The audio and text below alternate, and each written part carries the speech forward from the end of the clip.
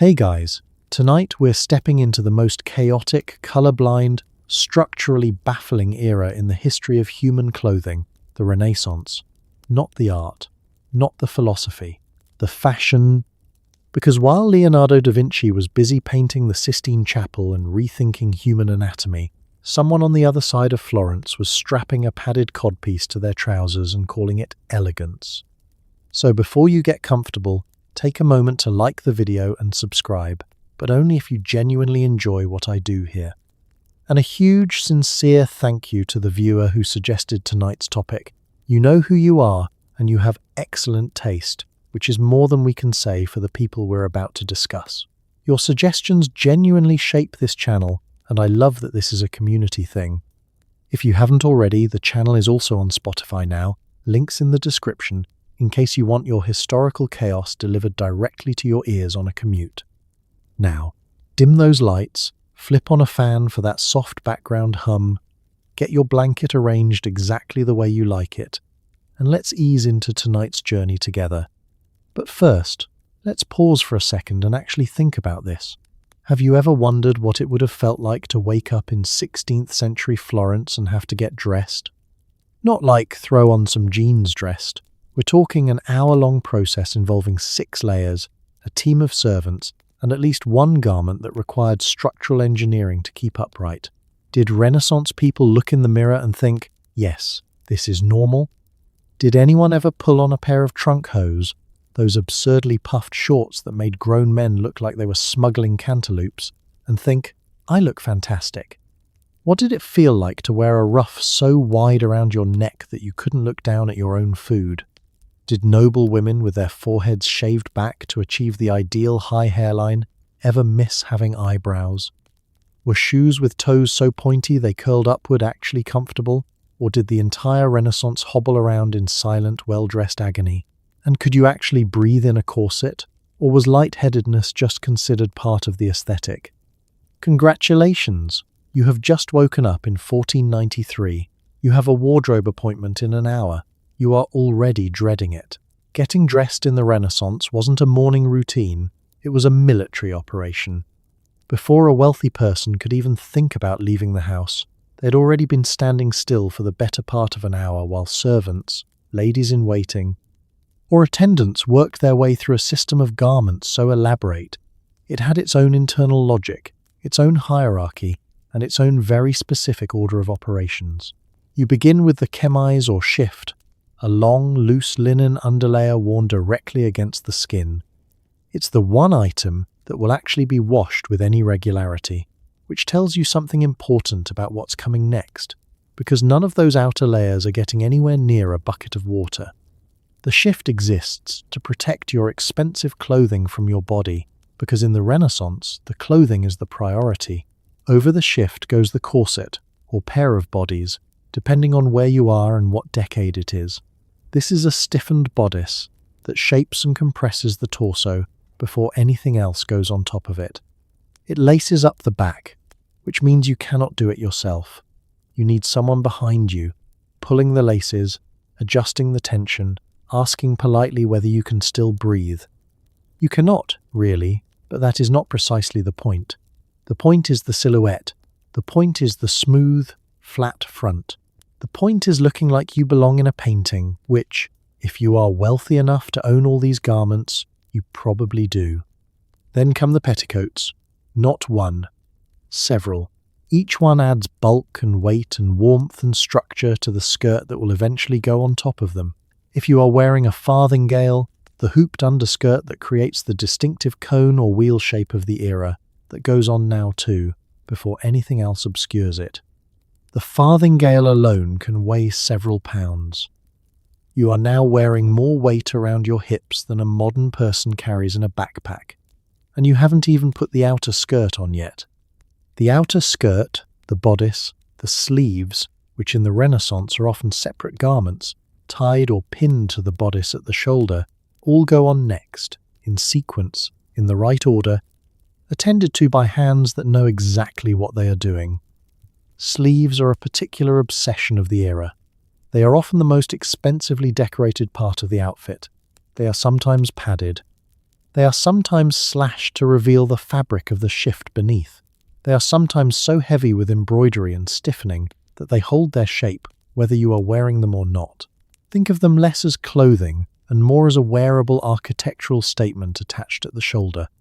By the time you are fully dressed, rough-pinned and starched at the collar, hood or cap arranged on your head, shoes buckled onto feet that have not touched the floor without protection since you rose this morning, you have been standing still for a significant portion of your day, and you haven't done a single thing yet.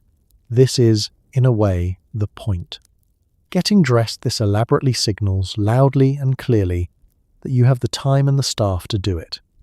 Simplicity would suggest you dressed yourself. Dressing yourself would suggest you couldn't afford help. In the Renaissance, taking a long time to get dressed isn't a problem, it's a flex. And then, once you're finally assembled, corseted, and layered, and pinned and laced, you walk out into a world where everyone around you has done the same thing, and you all stand around being elaborate at each other until it's time to go home and do it in reverse. The servants, incidentally, get to do it all again the next morning. The Renaissance was, among many other things, a very efficient system for keeping attendants employed. There are many things about Renaissance fashion that are strange when viewed from the modern era, but few require quite so much explaining as the codpiece. It started, somewhat reasonably, as a practical solution, a flap of fabric used to cover the gap left by men's hose, which in the early 15th century were two separate leg pieces that did not. As it turns out, meet in the middle, problem identified, solution applied. And then, somewhere between sensible and completely unhinged, the codpiece began to grow, not slightly, not tastefully. It grew into a padded, stiffened, occasionally embroidered fabric pouch that protruded from the front of a man's breeches with the confidence of something that had never once questioned itself. By the mid-16th century, the codpiece had become one of the most status-laden accessories in a man's wardrobe. The size of it communicated wealth. The decoration of it communicated taste. The sheer audacity of wearing one at all communicated that you were a man of the Renaissance, and the Renaissance had decided this was an excellent idea, and you were not going to be the one to say otherwise. Kings wore them, noblemen wore them. Henry VIII, who approached most things with maximum enthusiasm, wore codpieces of such impressive proportions that his portrait painters had to make compositional adjustments to fit them in the frame. This is a sentence that is completely historically accurate. The practical argument for the codpiece's existence gets weaker the larger it becomes. A small fabric panel covering a gap in the hose? Fine. A heavily padded, thickly embroidered, sometimes metal-reinforced protrusion that adds meaningful structural volume to the front of your breeches. That is no longer solving a problem. That is creating a statement. And the statement, delivered in velvet and gold thread, was approximately, "Look at me," which, to be fair, everyone was already doing. Some historians have noted that armour of the period featured codpieces too, metal ones, cast in the same style as the fashionable fabric versions. The idea of metal codpiece armour is, on one hand, a practical acknowledgement that certain areas of the body warrant additional protection in combat. On the other hand, it is a metal codpiece. These things existed. They are in museums. You can look at them. Some of them are decorated with engravings. Nobody has ever fully explained why. The codpiece began its decline in the later 16th century, fading out as trunk hose became fuller and the silhouette of men's fashion shifted. It didn't disappear dramatically. It just quietly became less fashionable, the way trends do, worn by fewer people each season until one day nobody was wearing it anymore, and nobody wanted to be the last one who had. Within a generation, it had become a symbol of an older style, and within a few more, it had become history, then curiosity, then a museum exhibit with a small interpretive placard that says something carefully neutral about the period's aesthetic sensibilities. It is a testament to the power of fashion that for the better part of a century, an entire continent of men looked at each other's codpieces and thought, yes, this is fine, this is good, I want mine bigger. If you had to pick one single garment that most perfectly captures both the ambition and the absurdity of Renaissance fashion, it would be the ruff. It begins, innocently enough, as a small frill at the collar of a shirt, a decorative little flourish, the kind of thing you might add to a blouse and feel perfectly sane about. But the Renaissance did not do small. Over the course of the 16th century, ruffs ballooned outward from the neck like a satellite dish, expanding into structures so wide and so stiff that they required their own dedicated tools to maintain. You are, by this point, wearing a collar the approximate diameter of a dinner plate. It is made of linen, starched into rigidity with a paste that may contain wheat starch, animal fat, or, on the Dutch end of things, blue dye that tinted the whole thing a fashionable grey blue. Setting the ruff was a job unto itself. The linen was starched while wet, then shaped using a heated cylindrical iron called a poking stick, which was used to push each individual pleat into its precise rounded shape while the starch was still pliable. Get the temperature wrong and you scorched the linen, get the starch wrong and the whole thing drooped the moment you stepped outside and the humidity got to it. A limp ruff was a social catastrophe of the first order, the 16th century equivalent of arriving at a formal event with your collar turned up on one side, except worse. Because the ruff was the most visible, most painstakingly constructed element of your ensemble, and if it drooped, everyone could see it, from across the room, in the full, merciless light of the great hall. The largest ruffs, the ones worn at the height of the fashion in the 1580s and 1590s, created a genuine practical problem that nobody apparently considered before building them. They made it very difficult to eat. Your head was now sitting, framed, on top of an enormous white disc, separated from your shoulders by about 8 inches of starched linen in every direction. You couldn't look down at your plate without pressing your chin into the fabric. You couldn't turn your head quickly without the whole thing wobbling. Soup was an optimistic choice.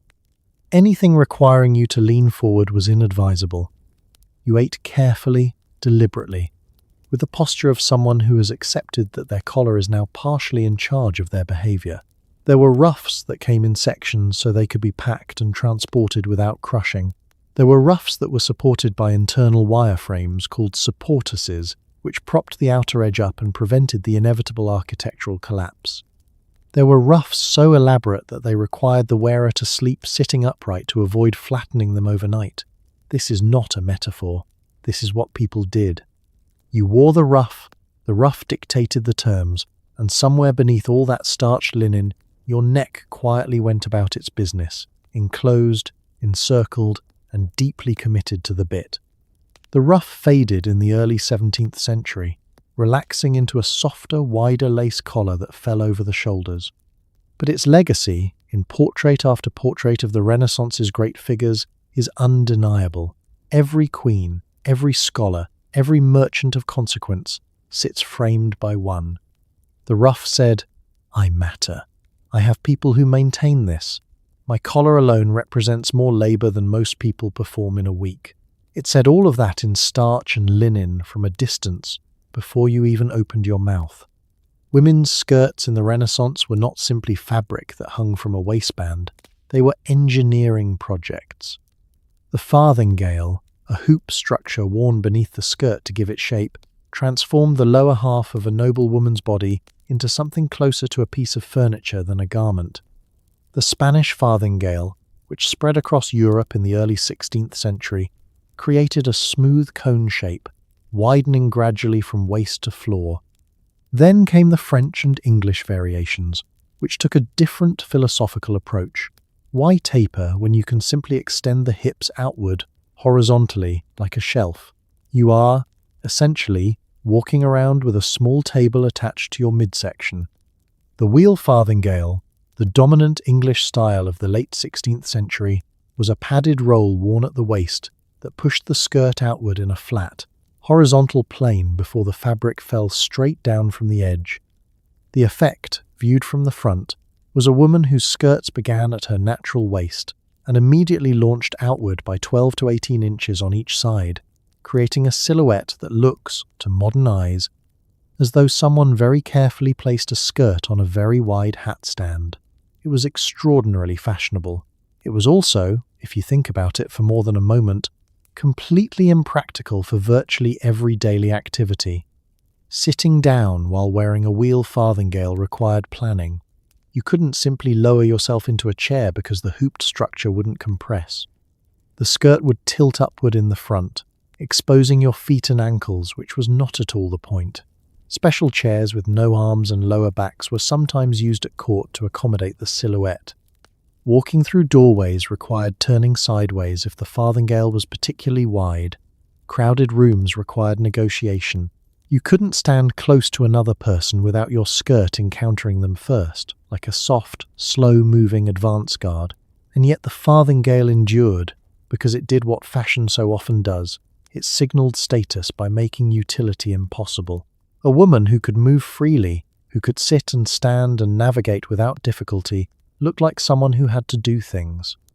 A woman encased in a wheel farthingale, moving through a room with the careful, measured progress of a ship navigating a harbour, looked like someone who did not. The inconvenience was the message. The architectural extravagance of the skirt told everyone watching exactly how little practical use had been demanded of the person inside it. The farthingale required significant fabric to fill it. Yards and yards of expensive silk or brocade billowed over the structure, and the skirt's surface became a canvas for the era's most lavish decorative work: embroidery, applied lace, woven patterns in gold thread. The larger the farthingale, the more fabric required, and the more opportunity for visible expenditure. Walking across a room in a fully realized wheel farthingale was, in some sense, like moving a small exhibition of your own wealth from one side of the room to the other. Slowly, sideways through doorways, with complete dignity.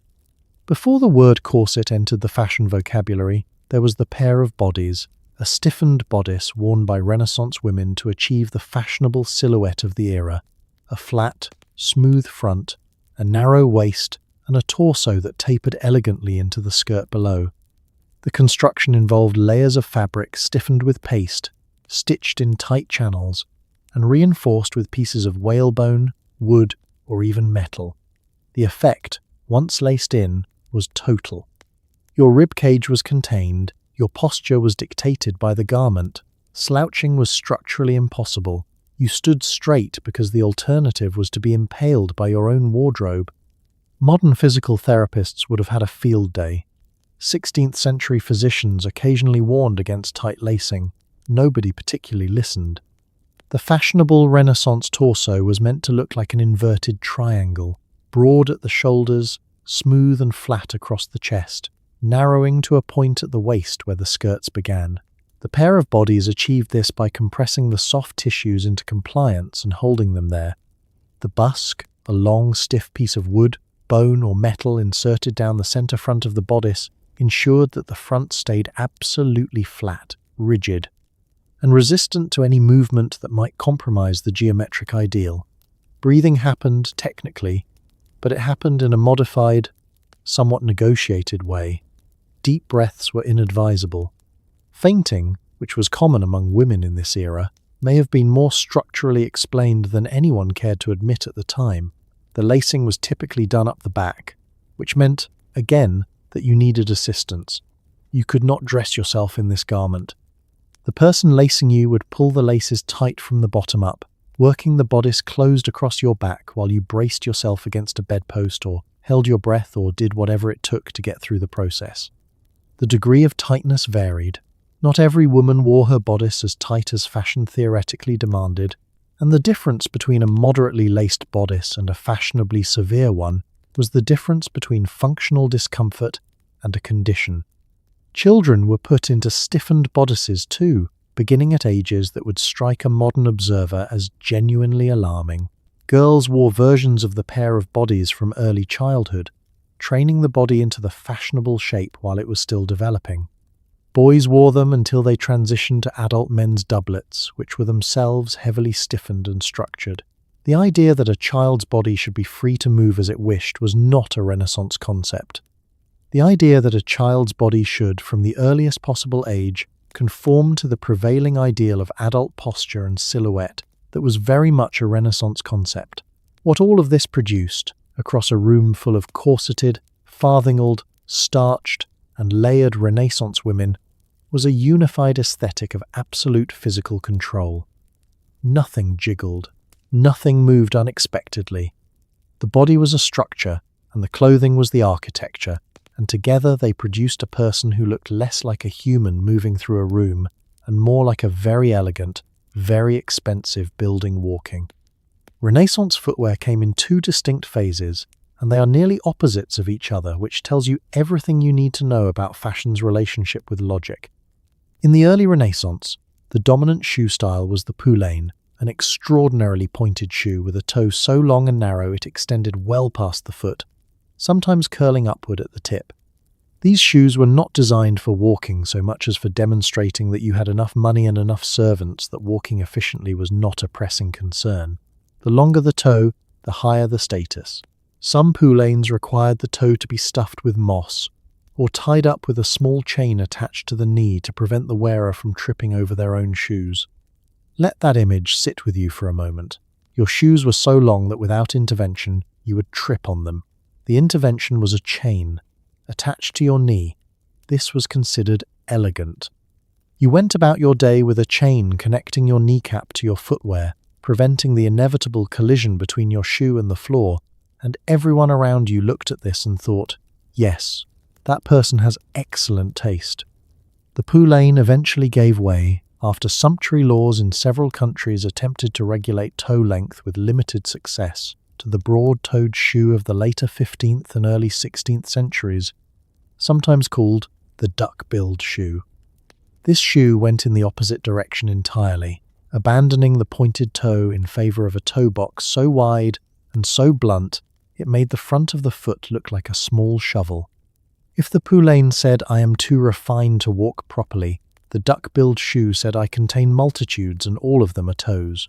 They were sometimes slashed across the toe because it was the Renaissance and slashing things was the answer to most decorative questions. Later in the 16th century, heels began to appear on shoes for both men and women, borrowed from riding footwear where they served the practical function of keeping the foot in the stirrup. By the time heels reached fashionable civilian shoes, any practical justification had been largely abandoned in favor of the fact that they made the wearer taller, which in a society obsessed with visible status was an excellent quality in a shoe.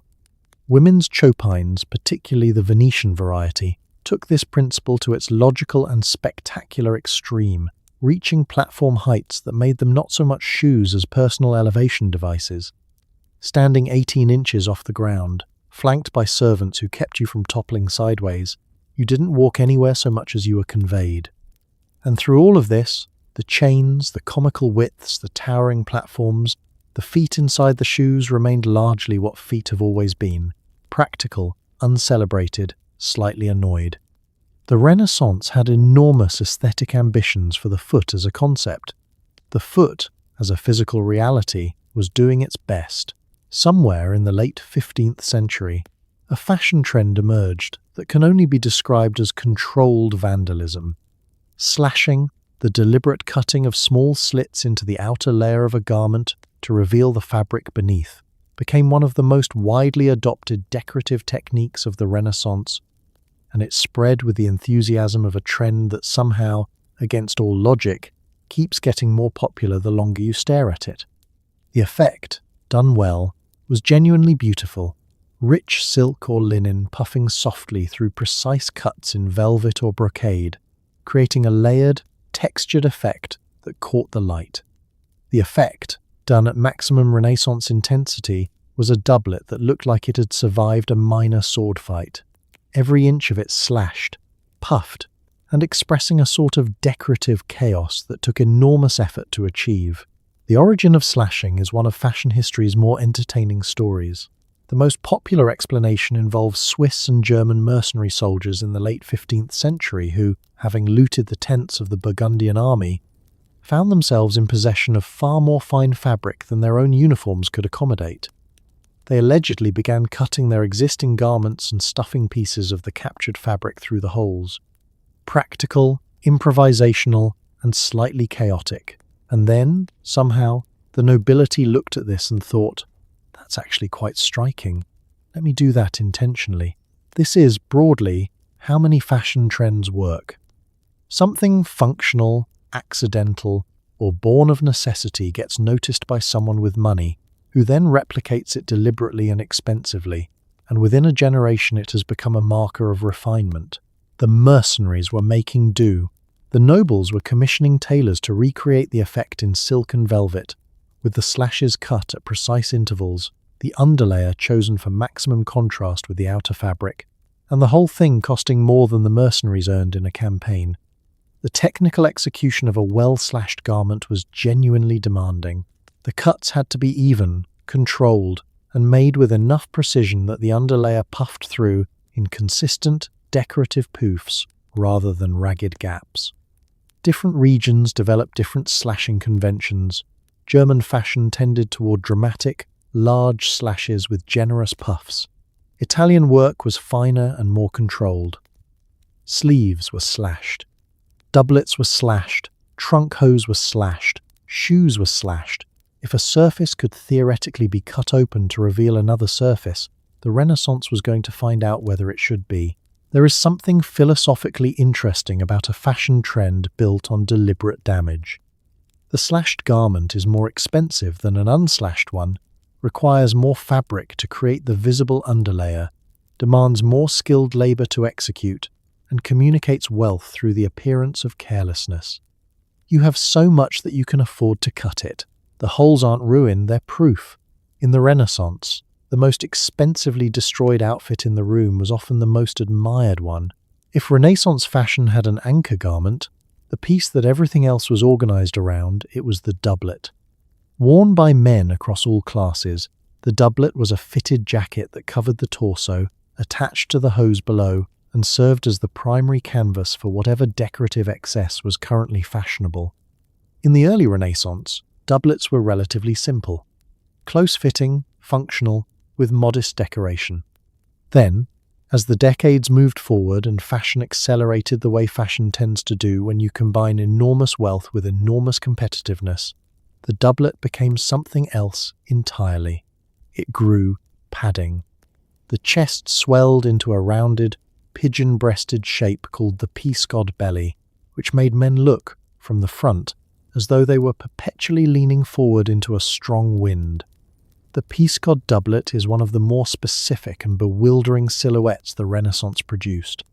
The padding was concentrated in the lower front of the doublet, creating a pointed protrusion just below the chest that hung forward over the waistband like a very well-dressed architectural element that had decided to evolve in an unexpected direction. It bore no relationship to the shape of the body inside it. The body inside it was simply irrelevant. The doublet had its own geometry, its own opinions about what a male torso should look like, and the man wearing it was largely along for the ride. Tailors achieved this shape through layers of padding, wool batting, horsehair, cotton, stitched into the lining and carefully shaped to maintain the protrusion even when the doublet was not being worn. A peascod doublet, hung on a stand, holds its shape entirely without a person inside it. This is either an impressive feat of textile engineering or a sign that something has gone very wrong, depending on your perspective. Both are true. The doublet also changed with remarkable speed across the decades of the 16th century. The early version sat at natural waist length, with a moderate collar and relatively restrained decoration. By mid-century it had developed the peascod front and extended into a short skirt of fabric called a skirt or peplum below the waist.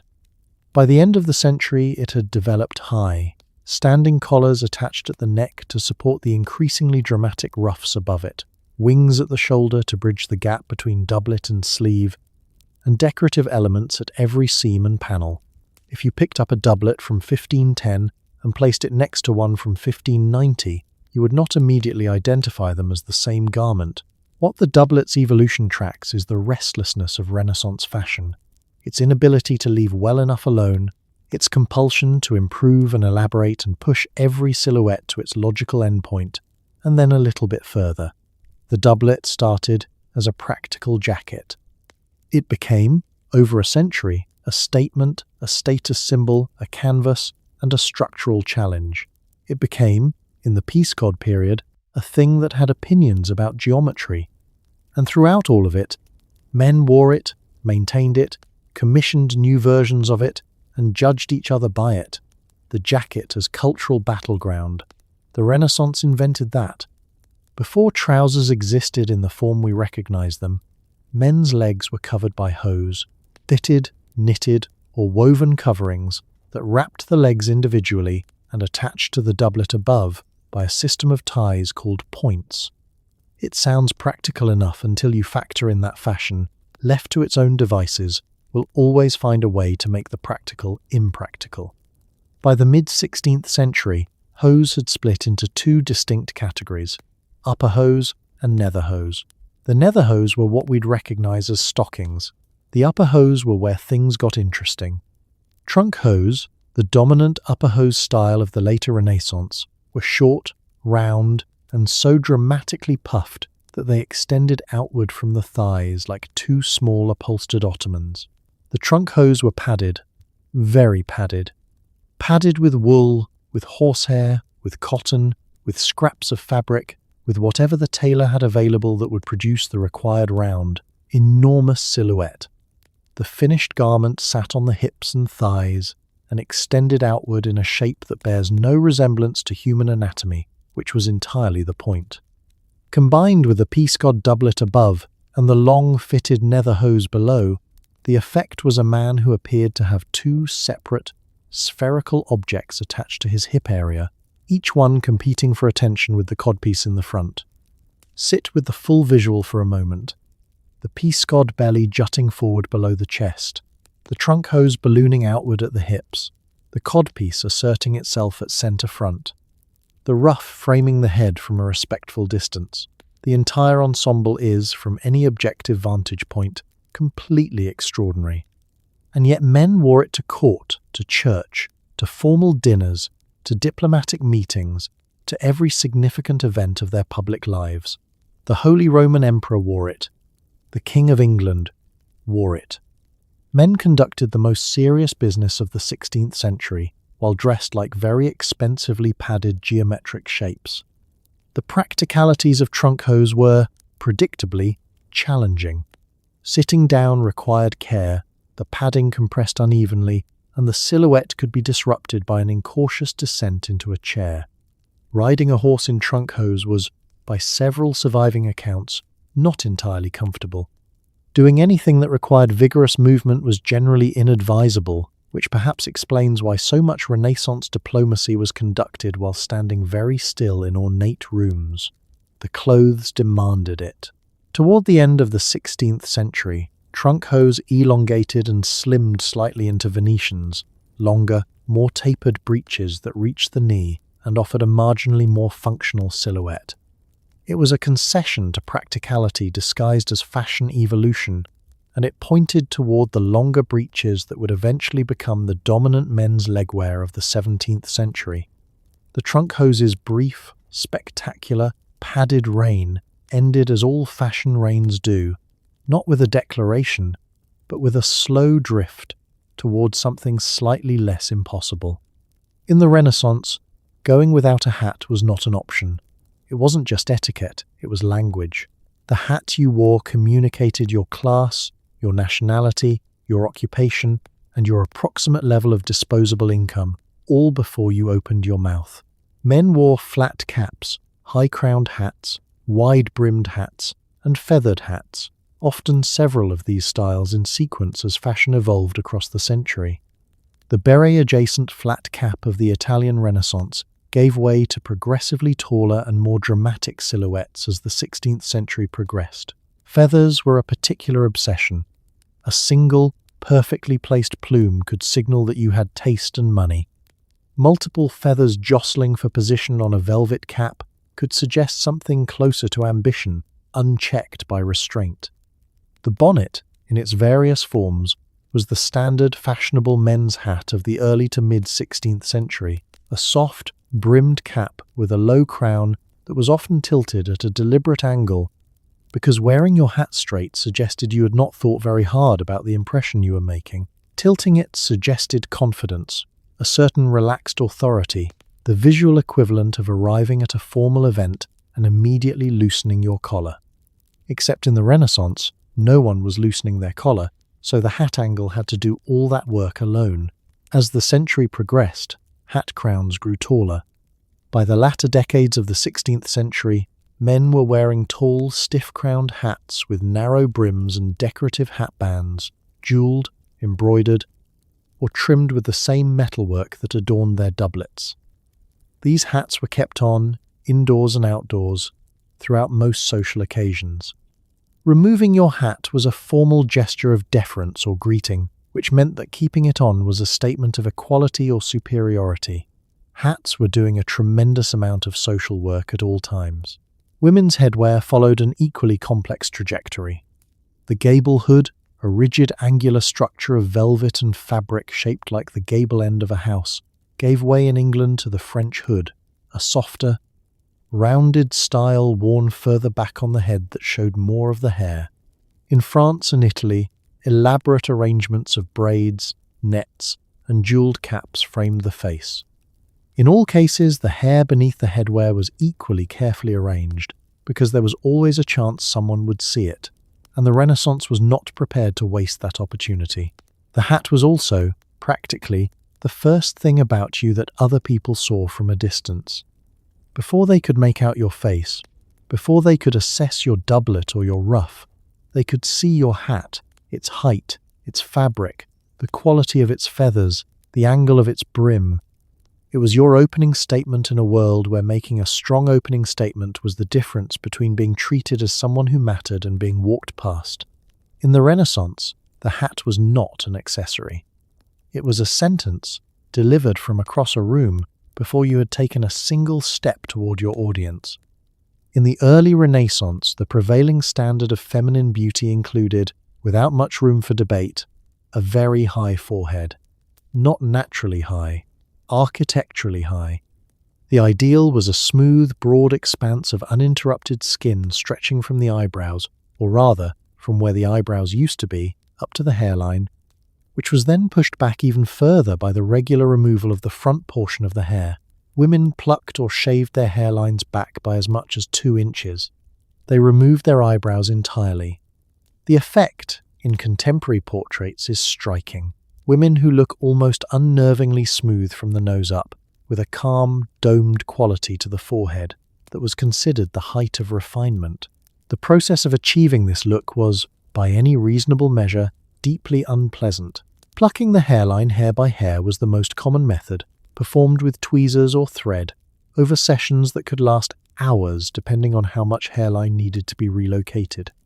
Some women used depilatory preparations, pastes made from caustic substances like quicklime and arsenic compounds, applied to the skin to dissolve the hair at the root.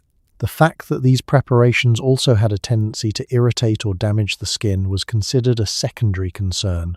The forehead had to be smooth. The skin's feelings about the process were not part of the calculation. Eyebrow removal followed the same logic.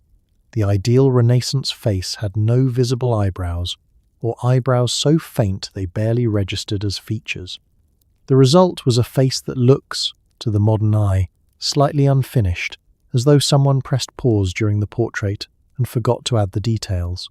At the time, this blankness was read as elegance. Eyebrows apparently were too expressive. They moved when you felt things. They communicated surprise, skepticism, amusement. The Renaissance beauty ideal preferred a face that communicated none of these things, a smooth, serene, almost architectural calm that suggested you existed slightly above the emotional concerns of ordinary people. What's fascinating about the high forehead standard is how thoroughly it was manufactured. The women in Renaissance portraits who appear to have naturally enormous foreheads almost certainly did not.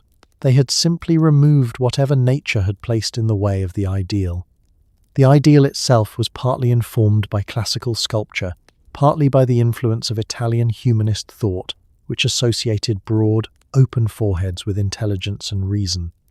There is a certain irony in the fact that the beauty standard, meant to signal intellectual superiority, was achieved by standing in front of a mirror, removing your own hair one follicle at a time. Hair that remained on the head was arranged with equal intensity. The back portion of the hair, everything that hadn't been plucked away, was pulled tightly back, braided, coiled, netted, or pinned under a hood or cap. Loose hair was not fashionable for adult women in most of the Renaissance period. Hair down signified youth, or mourning, or a very specific kind of allegorical portrait, where being a symbol was more important than being a person. In daily life, the hair was controlled, contained, and largely invisible, because the forehead was the point. The forehead was always the point. Everything else was infrastructure. By the later 16th century, as fashion shifted and fuller hairstyles became desirable, the plucked hairline began its slow retreat from fashion. Women stopped removing quite so much of themselves to meet the ideal. The eyebrows came back, the hairline crept forward again, and somewhere, a generation of women who had spent years with a pair of tweezers at their temples quietly set them down and waited for history to confirm that they had suffered for nothing, which is, more or less, what history confirmed. The ideal Renaissance complexion was pale, dramatically, luminously, almost aggressively pale. This was partly a class signal. Tanned skin meant outdoor labour, which meant you were poor. But the lengths to which Renaissance women went to achieve pallor go well beyond staying out of the sun. Ceruse, a cosmetic paste made from white lead and vinegar, was the foundation of choice for fashionable women across Europe, and it worked. It covered blemishes, evened the skin tone, and produced exactly the milky matte finish that the era required. It also, over time, caused skin damage, hair loss, lead poisoning, and in extended cases, death. This was not entirely unknown. Physicians of the period occasionally noted that ceruse caused harm. The women who used it were not universally ignorant of the risks. But the social and professional cost of appearing without an ideal complexion, of being seen at court with an uneven skin tone or visible imperfections, was considered a more immediate problem than the long-term effects of daily lead application. This is not so different from a modern person choosing a cosmetic procedure with known risks, because the alternative is socially unacceptable. The technology changes, the calculation doesn't. Ceruse was applied thickly, smoothed across the face, neck, and chest, anywhere that would be visible above the neckline. Over it went other layers: red pigment for the cheeks and lips, made from plant-based dyes or, more expensively, from vermilion, which was also a mercury compound. So the fashionable Renaissance face was, chemically speaking, a layer of white lead over which you applied a layer of mercury-based pigment and called it beauty. The skin beneath this daily application was not thriving. The darker irony of ceruse was its long-term effect on the very thing it was meant to improve.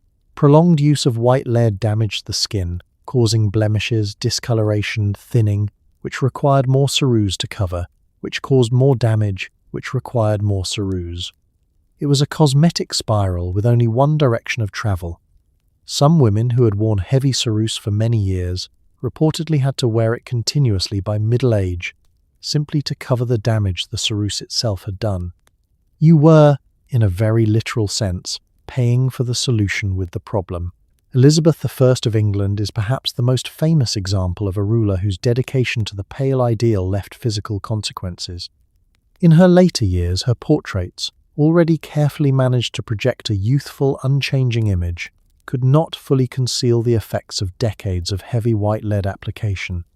Contemporary accounts describe her in person as someone whose face bore the marks of long cosmetic use, though no courtier would have said so directly, because saying so directly was a career-ending choice. The rest of the cosmetic toolkit was somewhat less immediately dangerous. Egg whites were used to give the skin a slight sheen and tighten the appearance of pores. Belladonna, deadly nightshade, was occasionally dropped into the eyes to dilate the pupils, producing the wide-eyed, luminous look considered beautiful. Belladonna is toxic. Its name, which translates roughly as beautiful woman, is either a tribute to its cosmetic use or an extremely dark joke, possibly both. The Renaissance was not always careful about distinguishing between beauty and risk, which is, in retrospect, a fairly accurate summary of a great deal of Renaissance fashion. If Renaissance fashion was visually overwhelming, the olfactory dimension of it was another story entirely. Bathing, as a regular practice, was infrequent, not because Renaissance people were particularly slovenly, but because prevailing medical opinion held that warm water opened the pores and invited disease in. Given that disease was a fairly consistent feature of Renaissance life, the logic was at least internally consistent.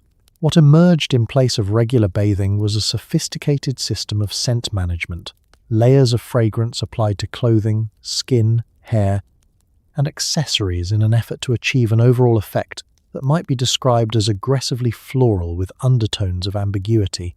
Perfume in the Renaissance was expensive, complex, and taken very seriously. The great perfumers of Italy and France distilled essences from flowers, spices, resins, and animal sources, musk from deer glands, ambergris from whales, civet from civet cats, and combined them into formulations that were worn by the wealthy as a direct expression of status. A distinctive personal scent was part of a noble's public identity in the same way a coat of arms was. Catherine de' Medici brought Italian perfumery techniques to the French court when she married into it in the 1500s, and the French never really recovered, going on to become the dominant force in European perfumery for the next several centuries. Pomanders were one of the primary delivery systems for personal scent, and they were also, depending on who you asked, a medical device. A pomander was a small perforated container, made of gold, silver, or gilded metal for the wealthy, carved wood or ceramic for everyone else, filled with a mixture of aromatic substances, ambergris, musk, civet, spices, dried herbs. It was carried in the hand, worn on a chain at the belt or around the neck, or held up to the nose when passing through particularly challenging olfactory environments, of which the Renaissance city offered many. The word pomander comes from the French for apple of amber, reflecting the early versions that were simply balls of ambergris and spices. By the 16th century, they had evolved into elaborate jeweled objects that were as much display pieces as scent delivery mechanisms. Gloves were another major vehicle for perfume. Scented gloves, perfumed with rosewater, musk, or complex blended essences, were among the most prized accessories of the era, given as diplomatic gifts, love tokens, and royal favours.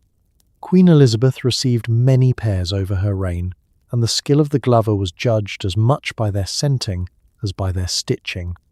To pull on a pair of beautifully perfumed gloves was, in some sense, to wear the smell of wealth directly on your hands, which you then used to gesture at people, creating a fragrant radius of status wherever you went.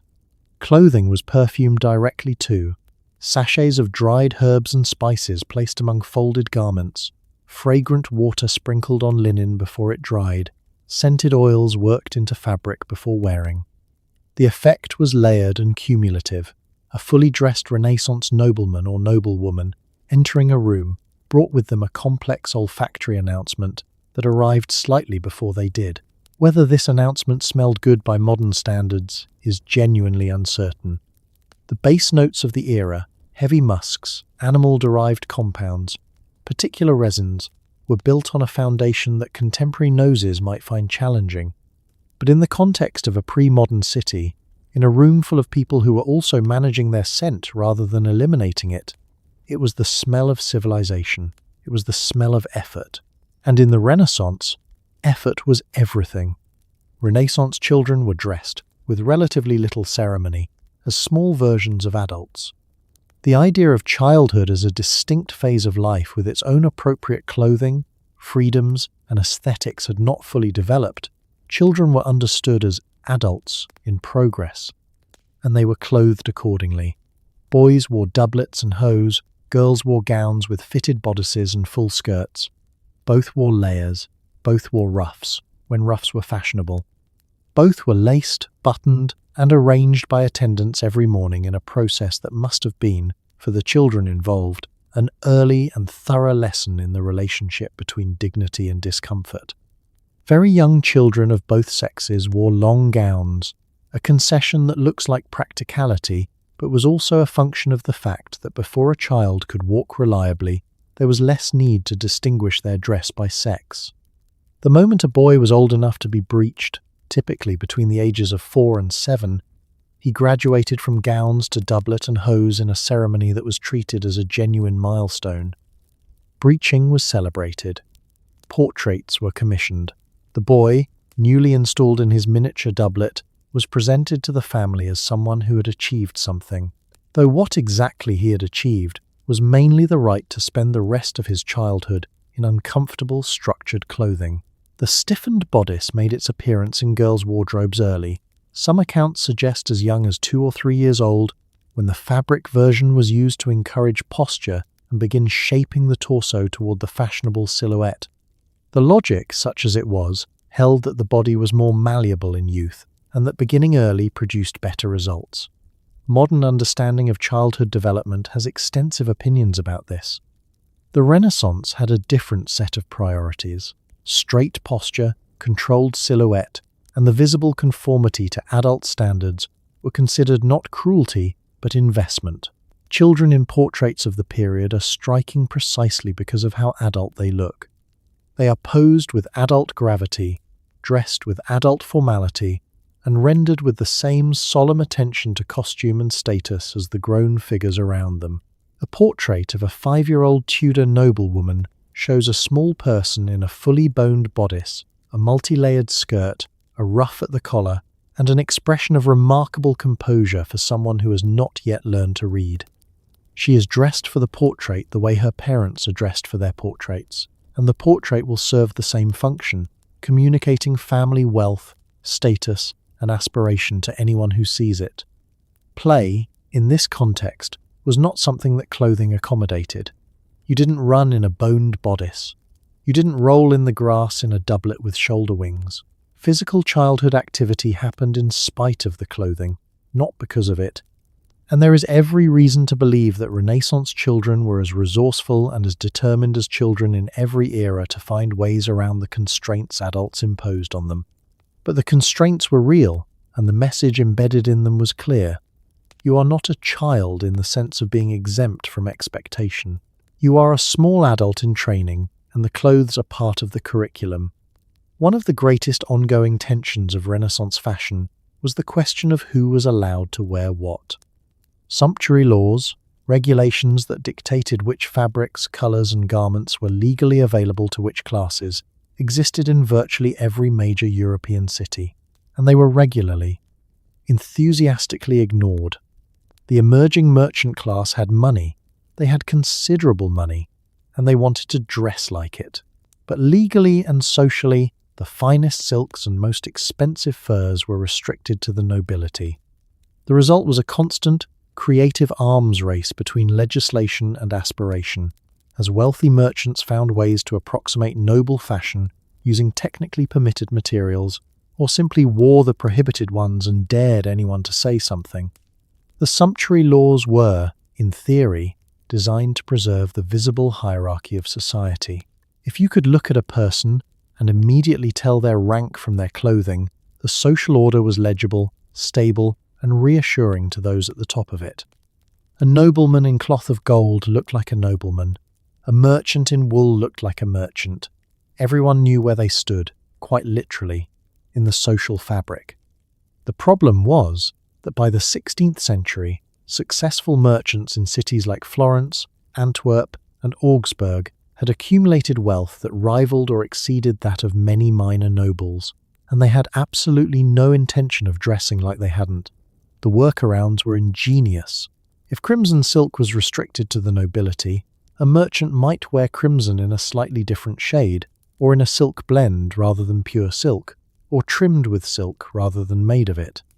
If sable fur was off limits, there were other furs that approximated the effect at a legal distance. Embroidery in gold thread might be restricted, but embroidery in silver gilt thread occupied an interesting regulatory grey area.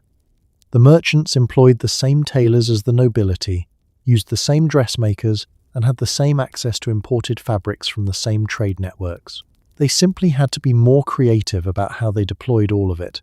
Some cities employed officials specifically tasked with enforcing the sumptuary laws, inspectors who patrolled public spaces looking for violations. In Florence, the records of these officials survive, and they make entertaining reading. A merchant's wife cited for wearing sleeves wider than permitted. A banker's son fined for a fur trim reserved for higher ranks. A prosperous guild member whose hat feathers exceeded the legal maximum. The fines were paid. The fashion continued. The laws were revised, reissued, and ignored again, in cycles that suggest the gap between official policy and actual practice was essentially permanent.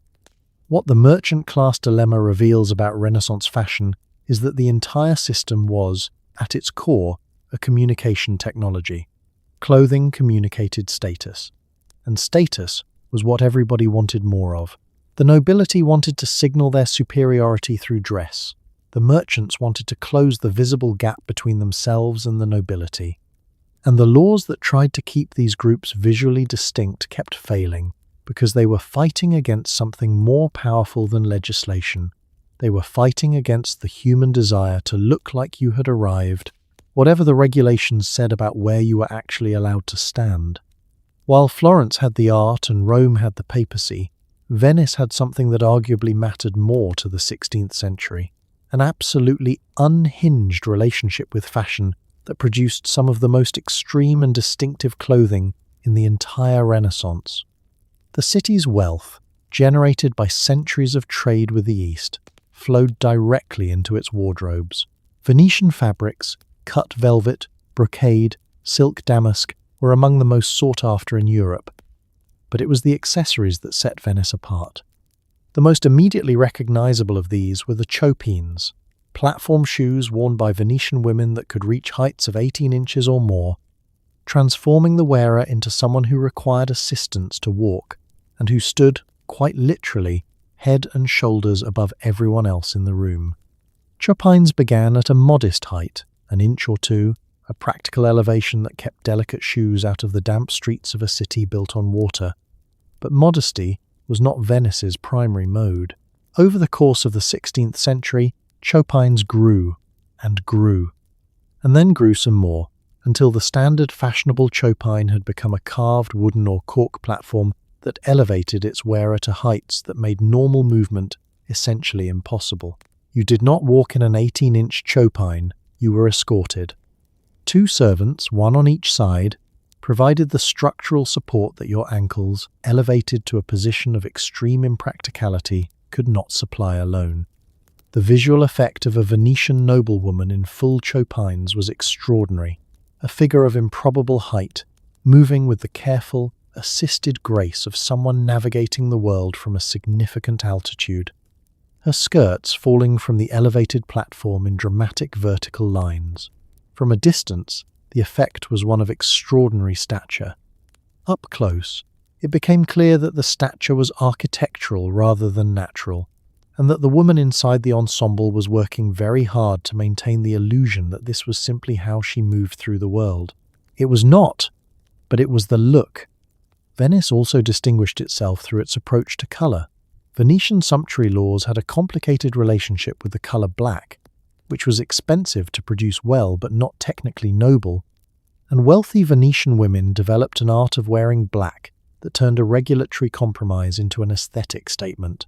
Black Venetian silk, properly dyed and properly worn, was among the most impressive fashion statements available to a woman who technically wasn't allowed to wear the most impressive fabrics. They worked with what the law permitted and made it look like a choice. The carnival tradition added another layer entirely. Venice's annual carnival, a period during which the usual rules of social identity were suspended and masked costumes were the norm, produced a fashion subculture unto itself. The bauta, a distinctive Venetian mask and hood combination, allowed the wearer to move through the city in complete anonymity, attending events and engaging in conversations that their unmasked social rank would have made impossible. For a few weeks each year, Venice was a city where clothing did the opposite of its usual work. Instead of announcing who you were, it concealed it entirely. For a society in which every garment was a statement of nothing at all was, perhaps, the most radical fashion choice of all. There is a point in the Renaissance where military armor and fashion became so intertwined that it becomes genuinely difficult to tell them apart. Plate armor, which reached its technical and aesthetic peak in the 15th and 16th centuries, was not simply protective equipment. It was a wearable sculpture, a statement of identity, and for the very wealthy, a showcase for the finest metalworking in Europe. Maximilian armor, named for the Holy Roman Emperor who favoured its distinctive fluted style, used carefully engineered ridges across the surface of the metal, partly for structural strength, partly because the fluting caught the light and resembled the fashionable slashed and pleated fabric of contemporary doublets. Your armor was matching your outfit was matching your armor. The whole thing was being coordinated. The armourers who produced high-quality plate armour in the Renaissance were among the most skilled craftsmen in Europe, and they knew it. Workshops in Milan, Augsburg, and Greenwich produced armour to commission, fitted to the specific measurements of the wearer, decorated to their specifications, and built to communicate as much as to protect. The surface of a nobleman's armour might be etched with scenes from classical mythology, inlaid with gold and silver, or blued to a fashionable dark finish that would have looked devastating in a torchlit great hall. This was not the anonymous, mass-produced protection of a foot soldier. This was armour as portraiture, a metal self-presentation that cost roughly what a small estate cost, and was treated with corresponding reverence. The parade armour worn for ceremonial occasions, tournaments, royal entries, formal receptions, pushed this logic even further.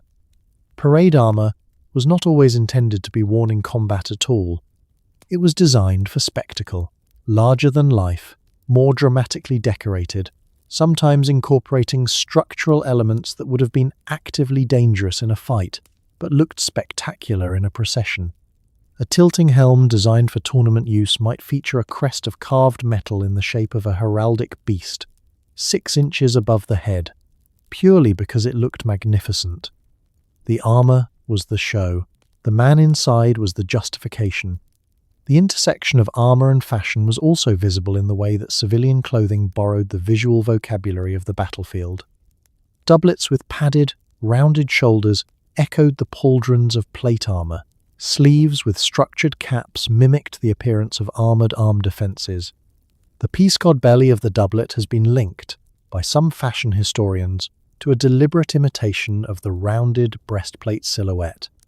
Men who had no intention of going anywhere near a battle dressed, every morning, in clothes that gestured at military readiness without requiring any actual military activity. It was the Renaissance equivalent of wearing a bomber jacket to an office job, the aesthetic of toughness, laundered through fashion until it posed no practical threat to anyone. By the later 16th century, as firearms made full plate armour progressively less practical on the battlefield, the investment in elaborate, decorated armour shifted increasingly toward the purely ceremonial. The great armourers continued their work, but their clients were buying art rather than protection. The armour remained on display in great halls and armouries, where it continued to make its statement in silence, gleaming in the torchlight, representing the intersection of violence and beauty that the Renaissance found so endlessly compelling. In an age of extraordinary chromatic ambition, where crimson velvets and cloth of gold competed for attention in every noble court, the colour that came to define the highest echelons of Renaissance fashion was, perhaps paradoxically, black. True, dense, light-absorbing black was extraordinarily difficult and expensive to produce. Spanish and Italian dyers competed for the formula. Certain blacks required multiple dye baths, expensive mordants, and specific regional materials. A perfect black velvet doublet was a more visible signal of wealth than almost any other garment because everyone in the room knew exactly what it cost to look that understated. The Spanish court, in particular, adopted black as its signature palette, and Spanish influence on European fashion in the 16th century was enormous. The technical challenge of producing a true, permanent black should not be underestimated. Most early attempts at black dye produced a dark brown, or a dark green, or a black that faded rapidly to an unappealing murky grey after a few washings. The process required layering multiple dye baths, often starting with a dark blue base and overprinting with other compounds, using mordants to fix the color into the fiber, and repeating the process until the depth of color was sufficient. Different dyers in different cities had different formulas, jealously guarded. Venetian black, Spanish black, and Florentine black were understood as distinct products with different qualities and reputations, and paying for the best was something only the wealthy could afford to do. What made black so powerful as a status signal was precisely its absence of obvious decoration. Crimson silk announced itself through color, gold announced itself through light. Black announced itself through depth, a richness that required proximity to fully appreciate, a surface that absorbed rather than reflected, that demanded the viewer come closer. Black velvet, in particular, with its pile of cut fibers creating a surface that seemed to devour light rather than reflect it, was among the most expensive and most covetable fabrics of the era.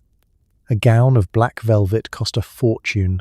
It also looked like it cost a fortune, which was the entire point. The Spanish court's adoption of black as its dominant palette in the mid-16th century sent a ripple across European fashion that lasted for generations. Spanish political dominance, the Habsburg Empire stretched across much of Europe and the Americas, meant that Spanish cultural preferences carried enormous weight. As Spanish ambassadors, courtiers, and dignitaries appeared at foreign courts in their impeccable black ensembles, the courts they visited took note and adapted. Black became the colour of serious power, of restrained authority, of a wealth so secure it had no need to announce itself in crimson. There was also a moral dimension to black's appeal. The Reformation, which spread across northern Europe through the 16th century, brought with it a suspicion of sartorial excess and a preference for sober, undecorated clothing. In Protestant regions, black became the colour of godly restraint, a rejection of Catholic ostentation. And yet the black worn by pious Calvinist merchants in Amsterdam and the black worn by Habsburg grandees in Madrid was often equally expensive, equally carefully produced, equally expressive of the wearer's means. The same colour served entirely opposite theological messages. Fashion, as usual, was adaptable. Renaissance fashion was not, structurally speaking, designed with flexibility in mind. The corsetry, the rigid bodices, the architectural skirts, all of it assumed a relatively fixed silhouette, which made the question of pregnant women's dress an interesting problem. Portraits of pregnant noble women from the Renaissance show a range of adaptations: looser gowns, unlaced bodices, and garments with expandable front panels that could be let out as needed. What they do not show is any suspension of the basic expectation that a woman should be dressed to the prevailing standard at all times. A heavily pregnant woman in a 16th century court was still expected to be corseted, layered, and presentable. The adaptations were real but modest. Bodices were constructed with lacing at the front as well as the back, allowing the front to be loosened gradually as the pregnancy progressed without abandoning the stiffened structure entirely. The farthingale, ironically, offered some structural advantage. A wheel farthingale supported the skirts from the hips outward rather than from the waist, meaning the waistband could be relatively loose while the skirt maintained its fashionable silhouette. Some gowns were designed with a concealed panel at the front that could be let out in stages. This was practical, thoughtful design work, adapted to an inevitable biological reality, but it was adapted to, not accommodated. The fashion remained the framework, the body negotiated within it. The stiffened bodice during pregnancy is the element that raises the most concern from a modern perspective. Tight lacing during pregnancy was warned against by some Renaissance physicians, and the degree to which individual women conformed to or relaxed from the fashionable silhouette during pregnancy varied considerably by class, by personal inclination, and by what their particular physician advised.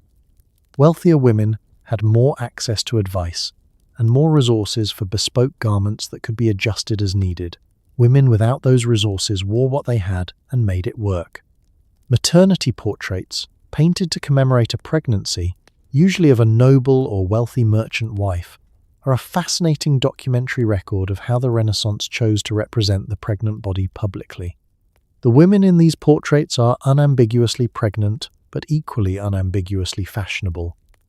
The composition typically emphasizes the face and the hands while managing the silhouette carefully. The message is not the pregnancy itself, but the status of the woman experiencing it. She is with child, and she is dressed correctly, and she is looking at you from inside an appropriate number of layers. This was a society that had enormous cultural investment in pregnancy as a dynastic event, and it dressed that event accordingly. What is almost entirely absent from the documentary record is any cultural space for the physical experience of being pregnant in Renaissance clothing, the discomfort, the heat, the sheer logistical challenge of being inside a boned bodice when your body is actively changing shape. The portraits don't show that. The household accounts don't record it. It existed, obviously, in the bodies of every woman who lived through it, but the Renaissance's relationship with physical discomfort was largely one of silence. You bore it. You dressed correctly. You sat for the portrait, and someone painted you, looking serene. In the Renaissance, what you carried was as important as what you wore. Accessories were not afterthoughts. They were a system of signaling, a vocabulary that the socially fluent could read at a glance. Gloves occupied a particularly significant place in this vocabulary. Made from fine leather, sometimes perfumed, occasionally embroidered with gold thread, gloves were exchanged as gifts, used as tokens of favor, thrown down as challenges, and generally handled with a reverence that modern people reserve for much larger objects. A pair of gloves given by a queen to a favored courtier was not just a pair of gloves, it was a communication, a marker of relationship and status. The craft of glove-making in the Renaissance had achieved a high level of sophistication. The finest gloves were made from kid leather, goatskin leather so fine and supple it molded to the hand like a second skin, revealing the shape of the fingers and knuckles without constraining them. The stitching was tiny, precise, done by specialists working in close candlelight. The scenting was an art form in itself. To receive a pair of beautifully made, perfectly scented kid gloves as a gift from someone of higher rank was to receive an object that represented considerable skill, expense, and crucially, attention. They had thought about your hands. They had commissioned something made for your hands specifically. This was significant. Gloves were worn almost constantly by fashionable people of both sexes, removed in formal greeting, deployed as props in conversation, held rather than worn, gestured with, offered to be kissed. The taking off of a glove to reveal the hand beneath was a gesture loaded with meaning that varied by context: invitation, challenge, formality, intimacy. The hand itself, revealed after the glove, was understood as a legible surface, its softness or roughness indicating class, its jewelry indicating wealth, its gestures indicating breeding. The glove framed all of this, made the revelation deliberate rather than incidental. Fans entered European fashion in the 16th century, imported initially from the East through trade networks that brought Japanese and Chinese fans to courts hungry for novelty. By mid-century, folding fans, sticks of ivory, tortoiseshell, or carved wood supporting leaves of silk or painted paper had become essential accessories for fashionable women across Europe. The fan was officially for cooling. The Renaissance was a warm place. Layered clothing trapped heat, and the logic of carrying something to generate a small breeze was sound. But the fan rapidly accumulated secondary functions that had nothing to do with temperature regulation. Fans became a language. The angle at which you held it, whether it was open or closed, whether you tapped it against your palm or raised it to cover the lower half of your face, all of these were readable signals in a social environment where direct speech was often inadvisable and physical contact was heavily regulated. A woman who wanted to communicate interest, dismissal, amusement, or boredom could do so through her fan without saying a word or changing her expression. In a court where every word was monitored and every interaction observed, an entire conversation could be conducted in the motion of carved ivory and silk. It was a technology of discretion, deployed in lace and embroidery, and the women who mastered it were communicating fluently in a language that the uninitiated couldn't read at all.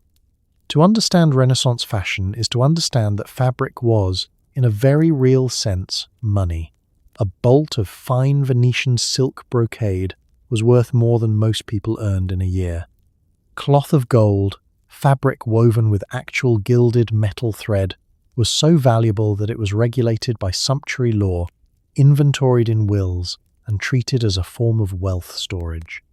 When Henry VIII met Francis I of France at the Field of the Cloth of Gold in 1520, the meeting's name came directly from the competitive display of fabric wealth both monarchs brought with them. Thousands of yards of cloth of gold were deployed. It was, essentially, a very expensive textile-based standoff dressed up as a diplomatic summit. The production chain behind a single yard of fine Renaissance fabric was staggering in its length and complexity. Silk began as a cocoon in China, or, by the 16th century, in the Italian silk farming regions of Lombardy and Tuscany, where the industry had been cultivated specifically to reduce dependence on Eastern imports. The cocoon was unwound, the thread reeled, spun, and then woven on complex looms operated by skilled weavers who might spend an entire day producing a few inches of an intricate brocade pattern. The dyeing required separate expertise, separate facilities, and in many cases, imported materials that had themselves travelled across continents before reaching the dye vat. By the time a yard of finished Venetian silk brocade reached the tailor's cutting table, it had passed through dozens of hands across multiple countries and accumulated value at every stage. The most expensive fabrics carried political weight that went beyond personal display. Ambassadors were expected to arrive at foreign courts in clothing that reflected the wealth of the ruler they represented. Gifts of fine fabric were diplomatic currency. A bolt of cloth of gold sent from one monarch to another was a gesture of both generosity and implied equality, a way of saying we are on the same level, and here is the fabric to prove it. Receiving such a gift and failing to reciprocate in kind was an insult. The textile trade was, in this sense, embedded in international relations in a way that has no direct modern equivalent, though one might imagine a world in which heads of state settled diplomatic tensions by exchanging increasingly expensive luxury goods until someone ran out of money or goodwill, which is more or less what happened. Wool occupied the other end of the spectrum, the fabric of the middle and lower classes, but even wool existed in a vast hierarchy of quality, from the rough, undyed homespun of the rural poor to the fine broadcloth produced by English and Flemish weavers, which was soft enough, dense enough, and well dyed enough to appear in the wardrobes of prosperous merchants and minor gentry. The English wool trade was the economic foundation of the country's prosperity for much of the medieval and early modern period. When Elizabeth I made policy decisions, a significant proportion of them were made with English wool exports firmly in mind. Fashion and economics were inseparable, because fashion was, in its most fundamental sense, an economy. Fabric was also passed down through generations with the seriousness of real estate. Wills from the Renaissance period routinely specify individual garments and yards of cloth as bequests, listed alongside land and jewels as significant portions of an estate's value. A woman's best gown might appear in her will by name, her black velvet gown with the silk lining, her crimson damask sleeves, directed to specific daughters or nieces with the same care as a piece of jewellery.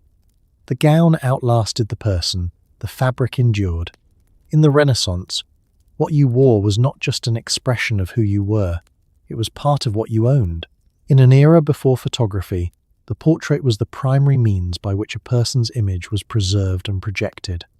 And because portraits were expensive, time-consuming, and essentially permanent, the clothing choices made for a sitting were treated with extraordinary seriousness. You were not choosing what to wear on a Tuesday. You were choosing how you wanted to exist for posterity. This created a fascinating feedback loop. Fashion in portraits was sometimes aspirational rather than accurate. Artists, working from expensive pigments, would render fabrics richer than they actually were. Patrons would request that outdated garments be updated in the final image. Some portraits were painted with interchangeable costume layers so that the face could remain the same while the clothing was repainted to reflect newer fashions. The sitting itself was a formal, choreographed event. The sitter arrived dressed in their finest, or in the garments they most wished to be associated with, and then held a specific pose, often for multiple sessions, while the artist worked through the composition. The face was painted first, usually because the face was the most variable element and the one most likely to change between sessions. The clothing, by contrast, could be, and frequently was, painted from the garment itself rather than from the dressed sitter. The artist would borrow the gown or the doublet, hang it on a mannequin or lay it flat, and render it separately. This produced the slightly uncanny quality visible in some Renaissance portraits where the face is vivid and individualized, but the clothing has a stiff, independent quality, as though the fabric has opinions of its own. For monarchs and major nobles, portraiture was a branch of propaganda as deliberate and carefully managed as any modern political communication.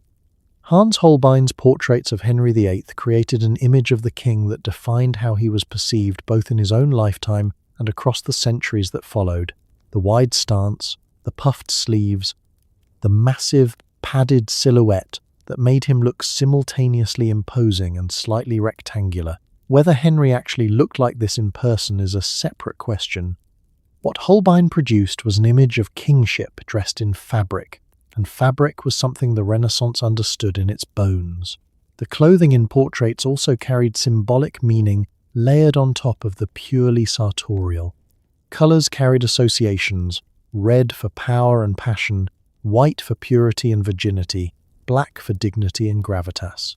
The pearls that appear around the necklines of so many Renaissance noblewomen were symbols of chastity as much as indicators of wealth. A woman painted in a white gown with her hair loose was communicating something specific about her identity or her allegory, regardless of whether she ever actually wore that gown or loosened her hair in daily life. The portrait allowed for a curated self-presentation that daily existence couldn't always sustain. And then there were the posthumous portrait updates, perhaps the strangest practice of all. A portrait painted of a living person sometimes continued to exist and circulate long after fashion had moved on. Later owners would commission artists to repaint the clothing in the current style, leaving the face and the composition intact but dressing the historical figure in contemporary fashion. The dead, by this logic, needed to remain fashionable. History needed to look current. The face of a 15th century merchant might spend 200 years having its doublet updated by successive generations, moving through fashion history, while the expression above the collar stayed exactly the same: patient, unknowing, increasingly well-dressed. The visual grandeur of Renaissance fashion rested on a foundation of extraordinary domestic labor that is almost entirely invisible in the historical record. Someone had to maintain all of this. Someone had to starch the ruffs. Starching a ruff was not a simple process. The linen had to be washed, dried, dipped in a starch paste, then set into its pleats using a heated setting stick, a kind of cylindrical iron, working each individual fold while the starch was still pliable, then leaving the whole thing to dry in exactly the right shape. A large ruff could take hours to set properly. If you got it wrong, if the starch was too thin or the temperature off, the ruff drooped. A drooping ruff was a social catastrophe. Laundry in the Renaissance was not a weekly inconvenience. It was a significant household operation, scheduled in blocks, requiring dedicated labor, large quantities of water, and a supply of wood or peat to heat it. The wash itself involved soaking linens in a solution of water and lye, made from wood ash, then beating the fabric against stones or boards to loosen soil, rinsing repeatedly, wringing by hand, and spreading or hanging to dry. In winter, drying was an extended ordeal. A linen shift hung outdoors in January dried very slowly, froze if the temperature dropped, and could spend days moving between damp and stiff without ever achieving fully clean and dry simultaneously. The outer garments, the silk gowns, the velvet doublets, the embroidered bodices were not washed in the conventional sense at all. Water and the agitation required to clean fabric would have destroyed both the material and the construction of most expensive Renaissance garments. Instead, they were spot-cleaned, aired, brushed, steamed over fragrant herbs, and treated with various preparations designed to address specific stains without wetting the whole garment. Grease spots were treated with fuller's earth, a naturally absorbent clay, pressed into the stain and then brushed away. Dried mud could be scraped and brushed off once it had hardened. Blood, which was a recurring domestic hazard in an era of frequent injury and violent recreation, required more creative intervention. The maintenance of the roughs was its own specialized labor, distinct from general laundry and requiring particular skill. Large households employed laundresses who specialized in fine linen, women who knew how to manage the starch, set the pleats, and produce a finished ruff that would hold its shape through an evening at court. Getting it wrong had social consequences that reflected not just on the wearer but on the household.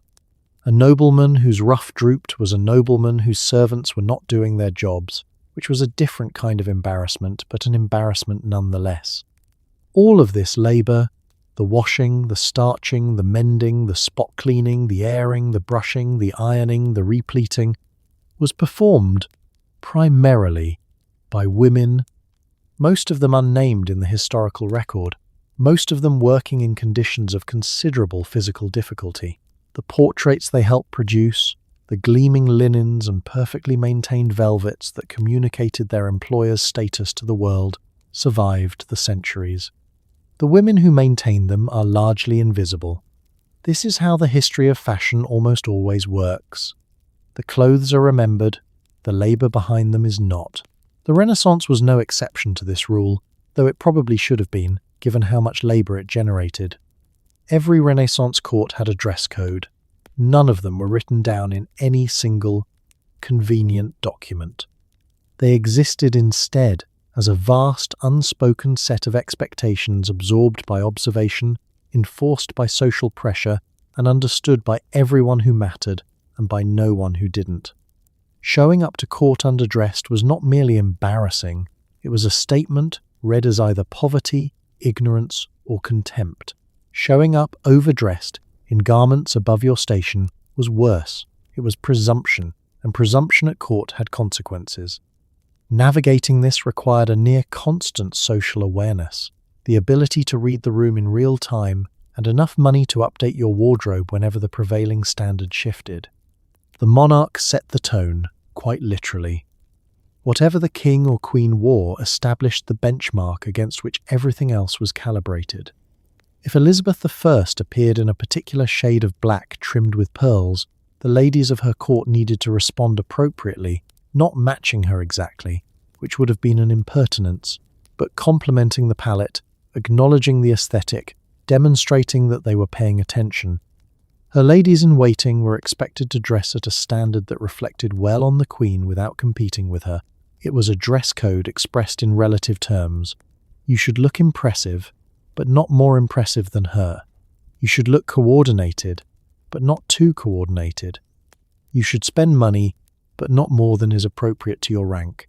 The calibration required was precise and ongoing. New arrivals at court, young nobles making their first appearance, foreign visitors, recently elevated favorites, had to learn the rules by watching and by making careful small mistakes and recovering from them. The recovery was as important as the initial error. Someone who appeared in slightly the wrong shade and then quietly corrected course at the next occasion was demonstrating exactly the kind of social intelligence the court prized. Someone who appeared in the wrong shade and doubled down on it was demonstrating something else, a stubbornness, an obliviousness, a failure of social perception that the court filed away and did not forget. Seasonal change added another layer of complexity. Court fashion shifted across the year, heavier fabrics in winter, lighter ones in summer, specific occasions calling for specific palettes and degrees of formality. A tournament called for different dress than a chapel service. A formal state dinner required different calibration than an informal evening in the privy chamber. The court was not one event, but dozens of different events, each with its own dress logic, each requiring the courtier to assess the situation and dress accordingly. Getting this consistently right, across all occasions, in all seasons, in all company, was a full-time occupation. The courtiers who did it best moved through the court like fish in water, effortlessly, correctly, always exactly where they should be. The ones who struggled were visible in their struggle, and visibility of that kind at court was rarely advantageous. What no written code could capture was the most important element of all: confidence. A garment worn with absolute conviction could transcend minor infractions. A perfect garment worn with visible anxiety undermined itself. The court read both the clothing and the body wearing it, and the two had to be in agreement. This is why the hours spent dressing every morning were not vanity. They were preparation. You were not just putting on clothes. You were assembling the version of yourself that was going to walk into a room full of people whose entire expertise was reading you. Every fashion era ends. Renaissance fashion, with its geometric precision, its love of structured silhouettes, and its elaborate surface decoration, gave way across the early 17th century to something looser, more dramatic, and somehow even more excessive: the Baroque. Ruffs deflated into wide, lace-edged collars that fell softly over the shoulders. Tight doublets relaxed into longer, more flowing jackets. Hair, which had been controlled and pinned and shaved into submission for a century, was allowed to grow, curl, and fall. The overall effect was less architectural, more theatrical, the shift from a world of rigid geometry to one of romantic tumult. Renaissance fashion didn't disappear overnight.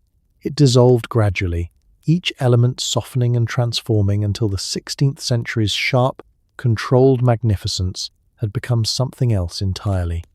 The transition was driven partly by politics and partly by the exhaustion that eventually overtakes any aesthetic pushed to its logical extreme. The Spanish influence that had dominated European fashion through most of the 16th century began to wane as Spanish political power contracted. The stiff, black, controlled Spanish silhouette, doublet, ruff, rigid skirt had been the grammar of European court fashion for decades.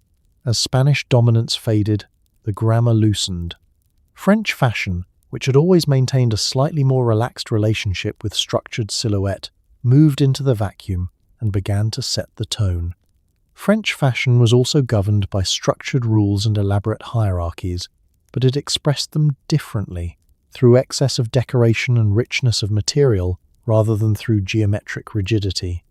The ruff's decline is the most visible single marker of the transition. Through the first decades of the 17th century, ruffs became progressively larger and more elaborate, as though the trend was aware of its impending obsolescence and overcorrecting in a last gesture of self-assertion. The largest ruffs in history were worn in the 1610s, propped on wireframes, edged in imported lace, occupying more space around the wearer's head than the head itself. And then, suddenly, they were gone. The falling collar, soft, lace-edged, draped over the shoulders, replaced them almost overnight in the fashion sense, meaning within a decade or two. The necks of Europe collectively exhaled. The 30 Years' War, which devastated much of Central Europe between 1618 and 1648, had an effect on fashion that is less often discussed than its political and demographic consequences. War is expensive, and expensive wars drain the resources available for elaborate clothing. Courts under financial pressure simplified their dress requirements. Supply chains for luxury fabrics were disrupted. The elaborate, multi-layer, extensively accessorized Renaissance court ensemble became difficult to sustain in economies depleted by prolonged conflict. Fashion simplified not as an aesthetic choice but as an economic necessity, and the simplified version proved popular enough to stick. What the Baroque replaced the Renaissance with was not simplicity. The 17th century had no particular interest in simplicity, but a different kind of complexity. Where the Renaissance had built its visual drama through geometric structure and surface decoration, the Baroque built it through movement, through the play of light on loosely draped fabric, through cascading lace and abundant hair, and a general aesthetic of romantic excess that had no use for the rigid bodice or the structural farthingale. It was fashion making the same argument in a different language, and the argument as always was, "Look at me." The vocabulary had changed. The ambition had not. The relationship between Renaissance fashion and the law is one of history's more entertaining ongoing battles. Sumptuary legislation, laws restricting clothing by class, had existed in Europe since the medieval period, but the Renaissance, with its newly wealthy merchant classes and rapidly changing fashions, turned the enforcement of these laws into a full-time problem. In Florence, the sumptuary laws were revised so frequently that keeping track of what was currently legal required something close to a legal education.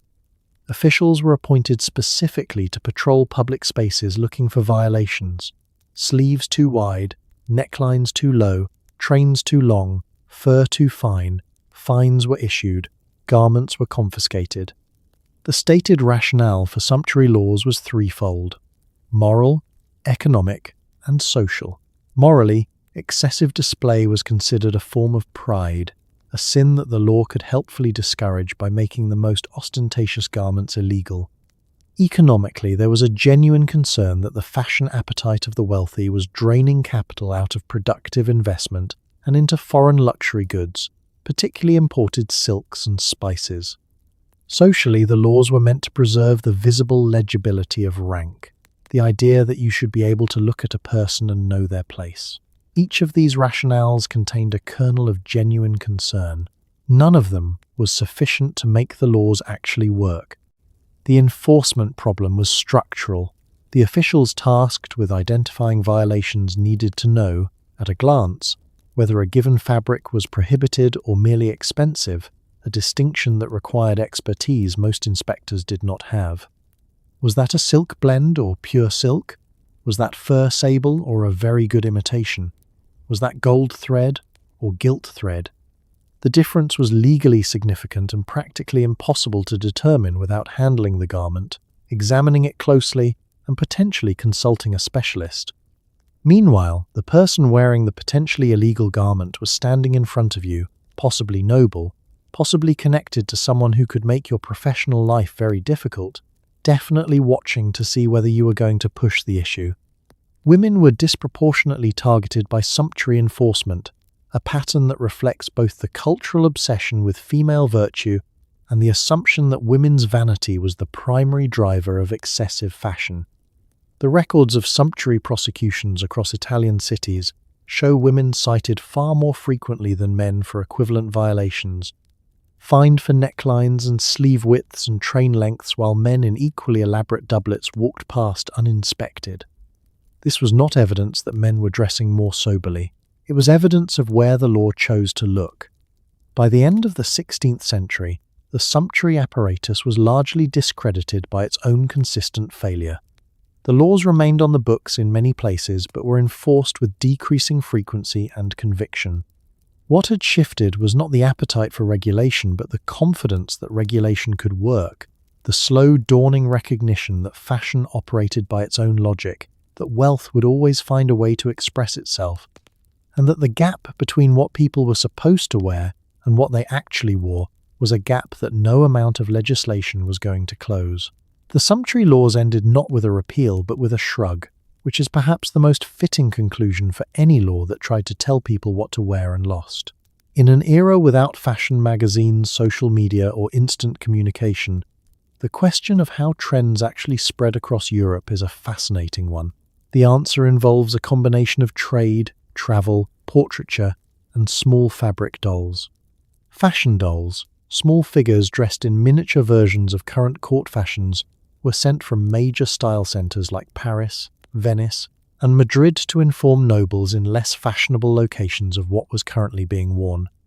These dolls crossed borders, travelled by messenger, and were studied carefully by dressmakers, attempting to replicate the current look with local materials. It was the 16th century equivalent of a fashion editorial delivered by horseback, roughly 6 months out of date by the time it arrived. The time lag inherent in fashion communication across borders produced an interesting stratification of stylistic currency. Courts closest to the major fashion centres, geographically or through active diplomatic exchange, wore the current season's looks. Courts further away wore versions of what had been fashionable 6 months or a year earlier, their local tailors working from dolls or descriptions or travellers' accounts of what they had seen. Courts at the furthest remove from the centres sometimes wore recognisable versions of fashions that had been abandoned in their city of origin, a phenomenon that would be familiar to anyone who has observed how trends move from metropolitan centres to outlying areas, even in the modern world, just at a dramatically slower pace. Travel itself was a primary vector for fashion transmission. Merchants who traded with Venice brought back not just silk, but knowledge of how it was worn. Diplomats who spent years at foreign courts returned home with adjusted wardrobes and adjusted aesthetic sensibilities. Young nobles sent abroad for education, the grand tour predecessor of the 16th century, came back speaking differently, thinking differently, and dressing differently, and their changed wardrobes were visible evidence of their European formation. Being dressed in the continental style was evidence of the kind of education that money and connections could buy, and it was read as such. Portraiture played a role that is easy to underestimate. Portraits of monarchs and major nobles circulated, not the originals which stayed put, but copies made by workshop assistants and sent as diplomatic gifts or sold to collectors.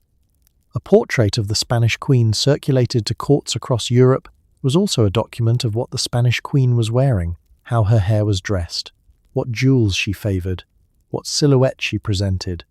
Courts could study these portraits and calibrate their own fashion accordingly, adopting elements, rejecting others, translating the visual information into local terms.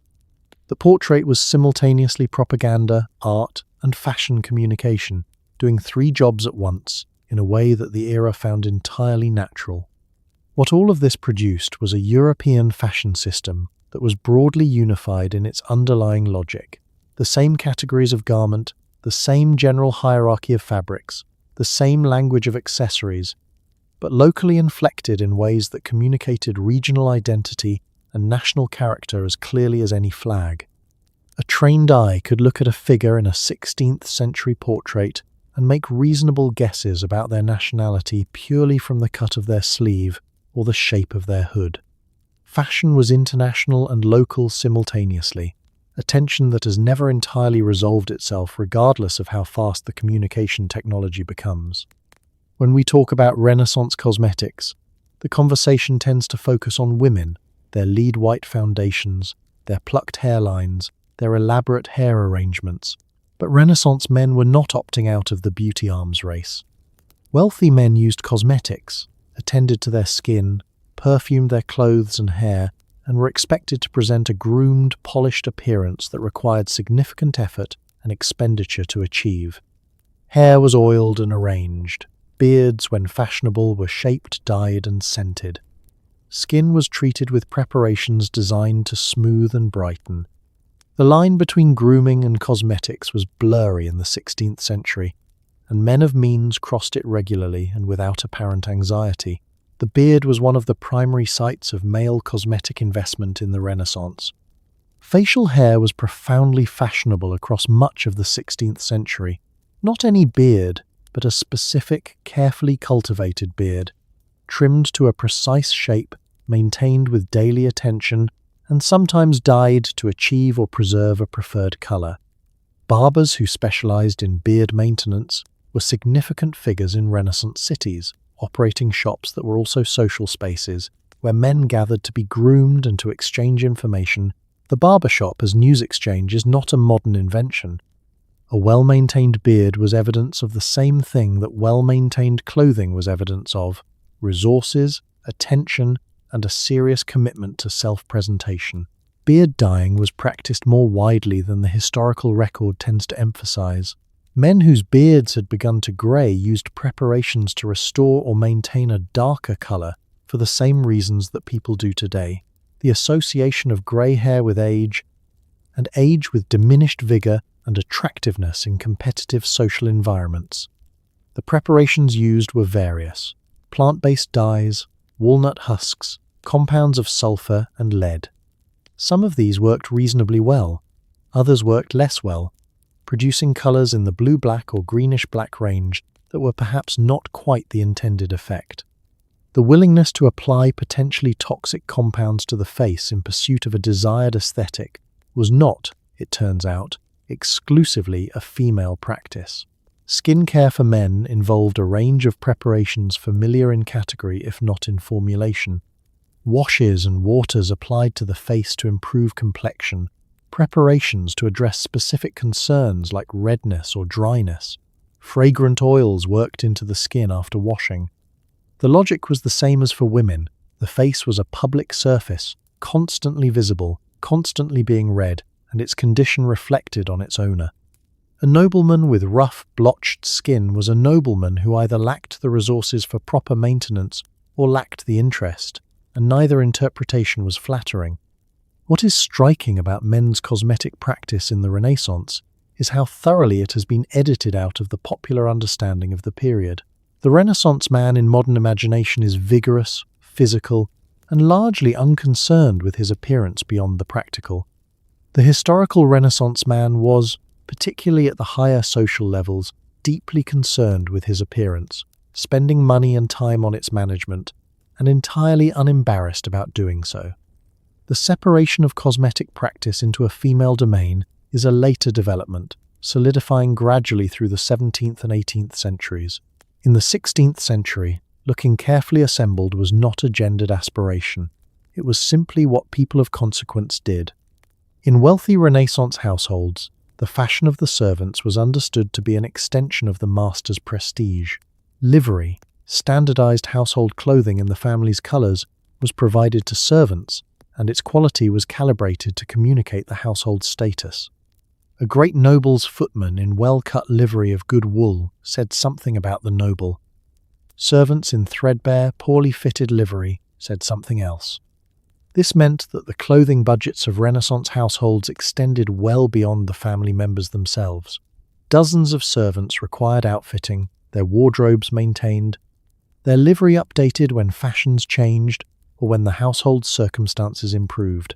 Dressing the staff was a public relations exercise conducted in fabric. The livery system had deep roots in medieval practice, but reached a particular elaborateness in the Renaissance, as households grew larger, more formal, and more deliberately staged as performances of power. A great lord processing through a city with 20 livered servants behind him was not merely travelling. He was making an argument about his importance using bodies, dressed in his colours as punctuation. The more servants, the louder the argument. The better the livery, the more persuasive. Henry VIII was known for the extravagance of his household livery, which communicated royal wealth in the most direct possible way through the sheer quantity and quality of cloth expended on people who were not the king. Individual servants within the hierarchy received livery of different quality according to their rank within the household. The steward and the chamberlain wore finer fabric than the kitchen staff. The personal attendants of the lord or lady received better-made garments than the general household servants. This internal gradation reproduced, in miniature, the same hierarchical system that governed the wider social world, a fractal of status, visible in the cut and fabric of every uniform in the establishment. A household was, in this sense, a society in itself with its own visible ranking system expressed entirely through clothing. Livery was provided by the household but remained in some sense the household's property rather than the servants'. Servants who left a household were not always permitted to take their livery with them. The colours and the badge were the household's identity, and allowing them to depart with a former servant would be allowing the household's identity to circulate uncontrolled. Some households required livery to be returned on departure. Others allowed servants to keep it, calculating that a former servant seen around the city in recognizable livery was a form of advertisement. The calculation depended on how the departure had gone and how much the household wanted to be advertised by it. Servants also received clothing on occasions that marked the household's significant events: a new birth, a marriage, a death, a royal visit. Funeral liveries were black, purchased in quantity for the entire household to wear during the mourning period. Wedding liveries were celebratory, sometimes in entirely new colours commissioned for the occasion. These distributed garments created a visible unity that announced, to anyone who saw the household assembled that this was an establishment of sufficient means to clothe every member of it consistently and well. The servant's wardrobe was always, in the end, about the master. The servant wore the message, the master sent it. Renaissance fashion did not simply end and disappear. Its influence moved forward through the centuries in ways both obvious and subtle, surfacing in theatrical costume, in the revival movements of the 19th century, and in the DNA of contemporary high fashion. The silhouette languages developed in the Renaissance, the exaggerated shoulder, the corseted waist, the deliberately theatrical collar, return regularly on runways and red carpets, recognizable even when abstracted into modern materials. The ruff has never entirely died. It resurfaces in editorial fashion with reliable frequency, usually described as architectural or avant-garde, rather than what it actually is, which is a 600-year-old idea about the relationship between the neck and the dramatic. The 19th century's romance with the Renaissance produced a wave of deliberate revival, painters, writers, and designers who looked back at the 16th century and saw an era of beauty, artistic achievement, and sartorial magnificence that their own industrial age had somehow lost. The pre-Raphaelites painted women in loosely interpreted Renaissance dress. Victorian costume balls required Renaissance ensembles. Dress reformers who objected to the tight-laced Victorian corset sometimes pointed to Renaissance dress as a freer alternative, which suggests they had not looked very closely at the pair of bodies or the farthingale. The Renaissance they were reviving was a selective Renaissance, the beautiful parts, filtered through nostalgia and artistic license. The theatre never let the Renaissance go. Stage productions of Shakespeare, whose plays were written at the tail end of the period and whose characters exist within its world, have been dressing actors in Renaissance costume for 400 years. Every production of Hamlet or Twelfth Night that reaches for doublets and ruffs is making a decision about authenticity and legibility, and the fact that audiences consistently recognize the visual vocabulary of Renaissance fashion suggests how deeply it has been embedded in the collective cultural imagination. We don't know what a doublet is from wearing one. We know what it is because we've seen it on stage and in paintings and in films for our entire lives. Contemporary high fashion returns to the Renaissance with a regularity that suggests the relationship is something deeper than occasional nostalgia. Designers working with exaggerated silhouettes, structured bodices, dramatic collars, and architectural volume are drawing on a visual grammar developed in the 16th century. The names change. The peascod belly becomes a peplum jacket. The farthingale becomes a structured skirt with its own internal architecture. The ruff becomes a statement collar, but the underlying impulse is the same. Fashion has always believed that the body is a surface to be shaped, that clothing can argue with nature rather than simply covering it, that volume and structure and deliberate exaggeration are legitimate aesthetic tools. The Renaissance believed this most extravagantly of all the eras that came before the modern, and contemporary fashion keeps coming back to it for that reason. What the Renaissance understood, and what its legacy confirms, is that clothing is never merely clothing. It is communication, performance, aspiration, and identity. It is the daily argument you make about who you are and where you belong. The people who padded their doublets and starched their ruffs and spent an hour getting dressed every morning were not being frivolous.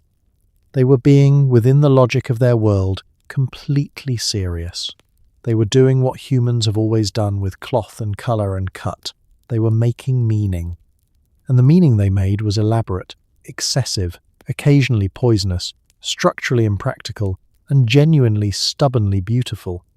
The Renaissance dressed itself for immortality. 400 years later, the argument is still being made. It still holds up. In the Renaissance, jewellery was not decoration. It was documentation. A ring on the correct finger communicated marital status, religious affiliation, and political allegiance simultaneously. A jewelled pendant worn at the centre of a bodice was an inventory of wealth expressed in gemstones, enamel, and gold, suspended at chest height for maximum visibility.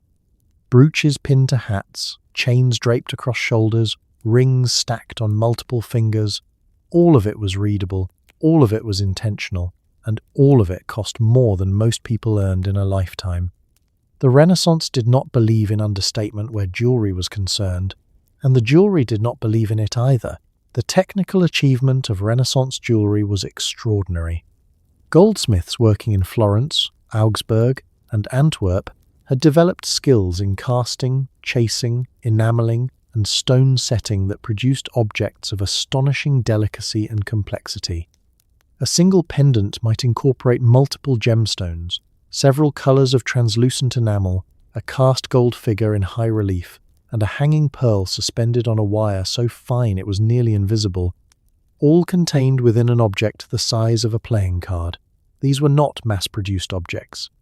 They were individual commissions, worked by a single master and their assistants over months, representing the accumulated craft knowledge of a tradition that had been refining itself for generations. You wore one to a dinner party and people asked to look at it closely, which was the point. Gemstones carried meaning beyond their monetary value. Rubies were associated with passion and protection. Sapphires suggested wisdom and divine favor. Emeralds were connected to fertility and good fortune, a reason they appear so frequently in the jewelry of queens and noblewomen hoping to produce heirs. Diamonds, increasingly available as cutting techniques improved through the 15th and 16th centuries, were symbols of invincibility and enduring love, their hardness a metaphor their wearers found flattering. Wearing the right stone on the right occasion was another layer of the communication system that Renaissance fashion operated, a quiet, glittering argument conducted in mineral and light. Pearls occupied a special category entirely.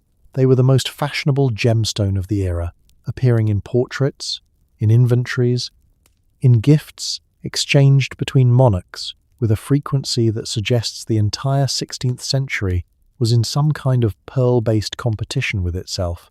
Their association with purity and the moon made them particularly appropriate for women, and they were worn in quantities that suggest the association may have been secondary to the simple fact that they looked magnificent against dark fabric. Elizabeth I of England was famously obsessed with pearls. Her portraits show them stitched to her gowns, threaded through her hair, draped in multiple strands around her neck, pinned to her sleeves. She received them as gifts, accumulated them, and wore them with a consistency that turned them into a personal signature. Men wore as much jewelry as women, though the forms differed. Heavy gold chains were among the most significant pieces in a man's collection, draped across the shoulders and chest, worn over the doublet. They communicated rank and wealth in a format that was impossible to miss at any distance.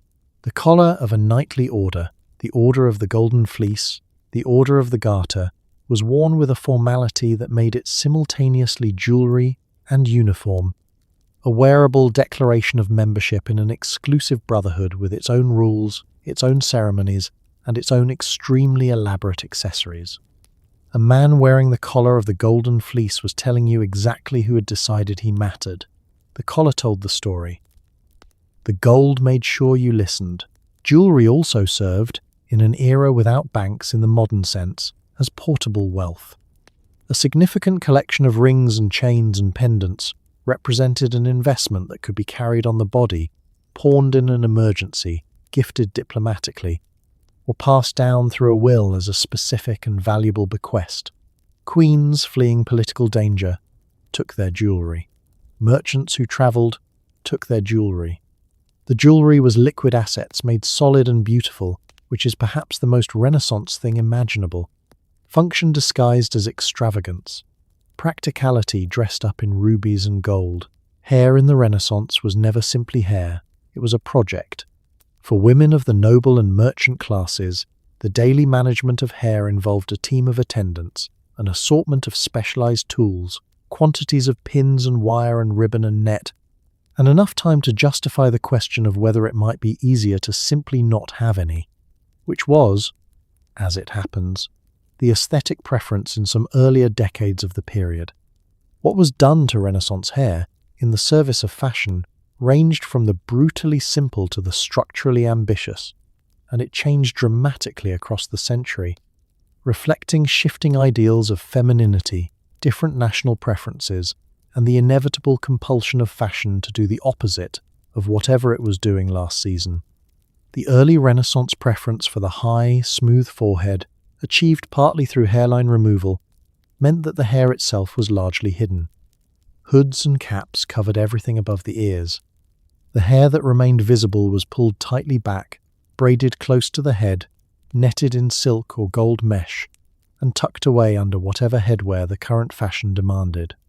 This was, in its own way, a kind of hair fashion, the fashion of invisible hair, of controlled hair, of hair that communicated virtue through its complete submission to the structures placed over it.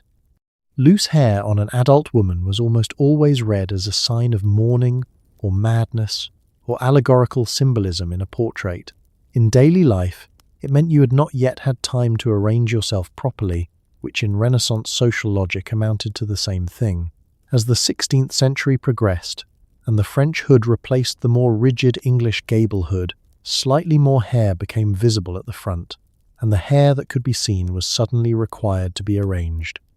Curls at the temple appeared, then small waves across the forehead, then increasingly elaborate arrangements of braids coiled and pinned above and behind the hood. The visible portion of the hair expanded gradually across the decades, each expansion requiring more time, more skill, and more equipment to manage correctly. Hairpieces were used freely and without apparent embarrassment. Additional hair, either from other sources or made from silk thread in complementary colors, was incorporated into arrangements that would not have been achievable with the wearer's own hair alone. False hairpieces allowed for greater volume, greater height, greater complexity of arrangement. They also allowed women whose hair had been thinned by the lead-based cosmetics they used daily to maintain the appearance of full, well-dressed hair indefinitely. It was a practical solution dressed up as fashion, which is a very Renaissance approach to a problem. Men's hair followed its own trajectory. The early Renaissance favoured shoulder-length hair worn loose or in simple arrangements under a hat. As the century progressed and the hat became increasingly dominant, the hair beneath it shortened. There was little point in elaborate hair that nobody would see. By the later 16th century, shorter hair for men had become fashionable, worn in simple, close-cut styles that framed the face without competing with the ruff below the chin or the hat above the forehead. The beard, meanwhile, expanded to fill the aesthetic space that elaborate hair had vacated, becoming the primary site of male facial self-expression, shaped, trimmed, scented, and maintained with an attention that the hair above it was no longer receiving. What ties all of it together, the plucked hairlines and the hidden hair and the elaborate braided arrangements and the silk hairpieces, is the same impulse that drove every other element of Renaissance fashion. The body was a surface, and every surface was an opportunity. Hair grew for free, which made it, in a world where everything else cost money, one of the few materials available to every person regardless of class. What you did with it, whether you controlled it, hid it, elaborated it, or removed it entirely, said everything about who you were and who you intended to be. In the Renaissance, red was not simply a color, it was a declaration. Wearing true, saturated, unapologetic red in the 16th century meant one of two things. You had the money to afford the dye, or you had the authority to wear it regardless of what it cost. In many cases, both were true simultaneously, because the people with the most authority were also the people with the most money, and red was the color at the intersection of both. Cardinals wore it. Monarchs wore it. The highest ranks of the legal profession wore it in their ceremonial robes. Everyone else looked at red and understood, without being told, that they were in the presence of someone who had decided they were important enough to burn that much money on a single color. The expense of true red dye was not accidental, it was structural. The most prized red of the Renaissance came from kermes, tiny insects harvested from oak trees across the Mediterranean, dried and ground into a powder that produced a warm, rich crimson when combined with the right mordant and applied to fine wool or silk. The process was labor-intensive, the insects seasonal, and the supply limited enough to keep prices consistently high. Then, in the mid-16th century, something happened that upended the European dye market entirely. cochineal arrived from the Americas. Cochineal was another insect-based dye, harvested from cacti in Mexico and Peru by indigenous peoples who had been using it for centuries. Spanish traders recognized its value almost immediately. Cochineal produced a red of extraordinary intensity and permanence, far more vibrant than kermes, and it arrived in European ports in quantities sufficient to transform the market. The color it produced, a red so saturated it seemed to generate its own light, became one of the defining hues of the later 16th century. Portraits from the period show it everywhere, in the linings of dark velvet cloaks, in the silk of ceremonial sleeves, in the robes of officials who had previously worn a slightly murkier crimson and were now wearing something that looked like it had been dipped in concentrated sunrise. Painters loved cochineal red because it behaved beautifully in pigment form. Dyers loved it because it fixed reliably and lasted. Consumers loved it because it looked, without question, magnificent. Red also carried a moral dimension that complicated its fashion applications in interesting ways. The association of red with passion, with danger, with the physical and the visceral, made it a color that required careful contextual management. Red worn by a cardinal was holy authority. Red worn by a woman in the wrong context was something else entirely, an invitation to interpretation that could shade rapidly into accusation. The line between powerful red and dangerous red was drawn differently in different social contexts, and navigating it required the same kind of calibrated social intelligence that navigating every other element of Renaissance fashion demanded. In Venice, red held particular civic significance. The Doge, the elected leader of the Venetian Republic, wore a distinctive reddish-pink ceremonial robe that was one of the most recognizable garments in European political life. Venetian senators wore red. The city itself seemed to have decided that red was its official color, appearing in ceremonial contexts with a consistency that made it function more like a flag than a fashion choice. Walking through Venice during a state ceremony was, in this sense, walking through a city that had dressed itself in red for the occasion and expected to be taken seriously on those terms. What red communicated, across all its contexts, was an unwillingness to be overlooked. It was the color that made a claim on the viewer's attention before anything else about the wearer had registered. In a world where being noticed was the precondition for being taken seriously, and being taken seriously was the precondition for almost everything else, red was not a frivolous choice. It was a strategic one. The people who wore it understood exactly what they were doing. The people who looked at them understood exactly what they were seeing. In the Renaissance, a room full of people in black and a single figure in red was a room with a clear center of gravity. Everyone knew where to look. The red made sure of it. Behind every impeccably constructed doublet, every perfectly set sleeve, every bodice that held its shape through an entire evening at court, there was a tailor, a craftsperson whose name almost never appears in the historical record, whose contribution to Renaissance culture was fundamental and almost entirely uncredited, and whose technical skill was the invisible infrastructure on which the entire elaborate edifice of Renaissance fashion rested. The tailor did not design the fashion in the modern sense. The fashion existed in the culture, in the portraits, in the collective aesthetic conversation of the era, but the tailor was the person who made it physically real, who understood how to cut fabric against the grain to achieve the desired drape, who knew how to build a padded structure into a doublet that would hold its shape without collapsing, who figured out, through long practical experience, how to make a human body look like the current ideal of what a human body should look like. Tailoring in the Renaissance was a guild profession, formally organized, with apprenticeships, journeyman stages, and master qualifications that could take a decade or more to work through. A master tailor who had served a distinguished clientele and maintained a reputation for quality work in a major city operated a business of significant economic importance. The workshop below a noble household's notice was often a sophisticated operation, apprentices learning the basic cuts, journeymen executing the more complex construction.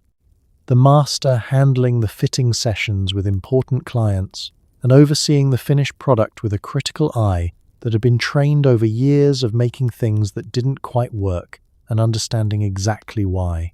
The fitting was the moment where the tailor's skill was most directly tested. A garment that fit perfectly on a dressed mannequin would not necessarily fit perfectly on the human body it was made for, because human bodies are not mannequins. They breathe, they move, they carry their weight differently, standing than sitting. They have asymmetries and proportions that the fashionable ideal either ignored or actively worked against. The tailor's job was to reconcile the body that existed with the silhouette that fashion demanded, using the fabric as the medium of negotiation. A good tailor could make almost any body look like the fashionable ideal. A great tailor could do it so completely that the negotiation was invisible. Pattern cutting was the core technical skill, and it was guarded jealously. The flat pieces of fabric that would become a three-dimensional garment had to be cut with an understanding of how the material would behave once assembled, how it would stretch on the bias, how the grain would affect the drape, where the seams needed to be placed to achieve the desired shape rather than simply enclosing the body. The patterns themselves were sometimes written down in books. A handful of Renaissance tailoring manuals survive, offering glimpses into the geometric calculations that underlay even the most apparently extravagant silhouettes. Most patterns, however, lived in the tailor's hands and eyes, transmitted through demonstration rather than documentation, passing from master to apprentice in the accumulated physical knowledge of making things. The best tailors in Renaissance Europe worked for the most powerful people in Renaissance Europe, and the relationship was one of mutual dependency that fashion history rarely acknowledges. Without the tailor, the king was a man in uncut fabric. The tailor made the king look like a king, which in a world where looking like a king was part of being a king, was not a small contribution. The crown got the portraits, the tailor got the invoice. And somewhere in a workshop in Florence or London or Madrid, another apprentice picked up a pair of shears and started learning how to make the world look the way power needed it to look. So, here you are, at the end of a very long, very layered, very starched journey through one of the most visually ambitious eras in human history. You have survived the roughs and the farthingales, the lead-based foundations and the 18-inch platform shoes, the codpieces and the corsets and the doublets with their strong opinions about geometry. You have watched an entire civilization spend an extraordinary amount of time, money, ingenuity, and arguably some human lives in pursuit of the perfect silhouette. And you have done all of this from the comfort of a bed that requires no servants to assemble, wearing clothing that asks nothing of you structurally, breathing freely into lungs that have never once been negotiated with by a pair of bodies. Take a moment to appreciate that. Really, the simple, profound luxury of being able to inhale completely. What the people of the Renaissance were doing, underneath all the excess and the absurdity and the very genuine medical hazards, was something deeply human. They were trying to communicate. They were trying to be seen, to be understood, to announce to the world around them who they were and where they stood and what they valued, using the most immediate, most visible, most personal medium available to them. Fabric, colour, cut, the body itself, shaped and layered and elevated and adorned until it said everything they needed it to say before they opened their mouths. We still do this. We do it every morning, in a fraction of the time, with a fraction of the layers, without the lead or the arsenic or the wireframe holding our collars upright. But the impulse is identical. We dress for the room we're walking into. We dress for the version of ourselves we want the world to encounter that day. We use clothing to tell our story, and we have been doing it, in one form or another, since the first person decided that what they wore mattered, which is to say, essentially forever. The Renaissance simply did it louder, more elaborately, with more structural commitment and significantly more personal risk. And in doing so, it produced some of the most beautiful objects in human history, garments that hang in museums now, 400 years after the hands that made them went still catching the light in the way their makers intended, still communicating across the centuries with a clarity that no language has quite managed to replicate. Behind every jeweled bodice and every carefully starched ruff was a tailor, a laundress, a dyer, a weaver, a woman standing very still for a very long time while someone laced her into something she couldn't put on herself. History remembers the portraits. It is slower to remember the labour. But the labour was real, and it was extraordinary, and the people who performed it shaped, quite literally, how power looked for an entire century.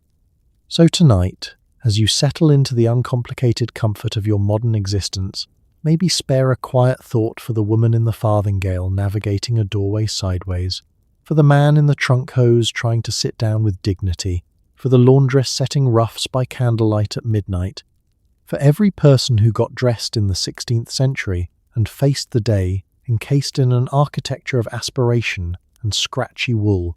They were stubborn and creative and deeply, wonderfully serious about things that look, from this distance, completely absurd, which means they were, in the most fundamental sense, exactly like us. Sleep well. Your outfit tomorrow requires almost nothing of you. That is a gift. Wear it gratefully.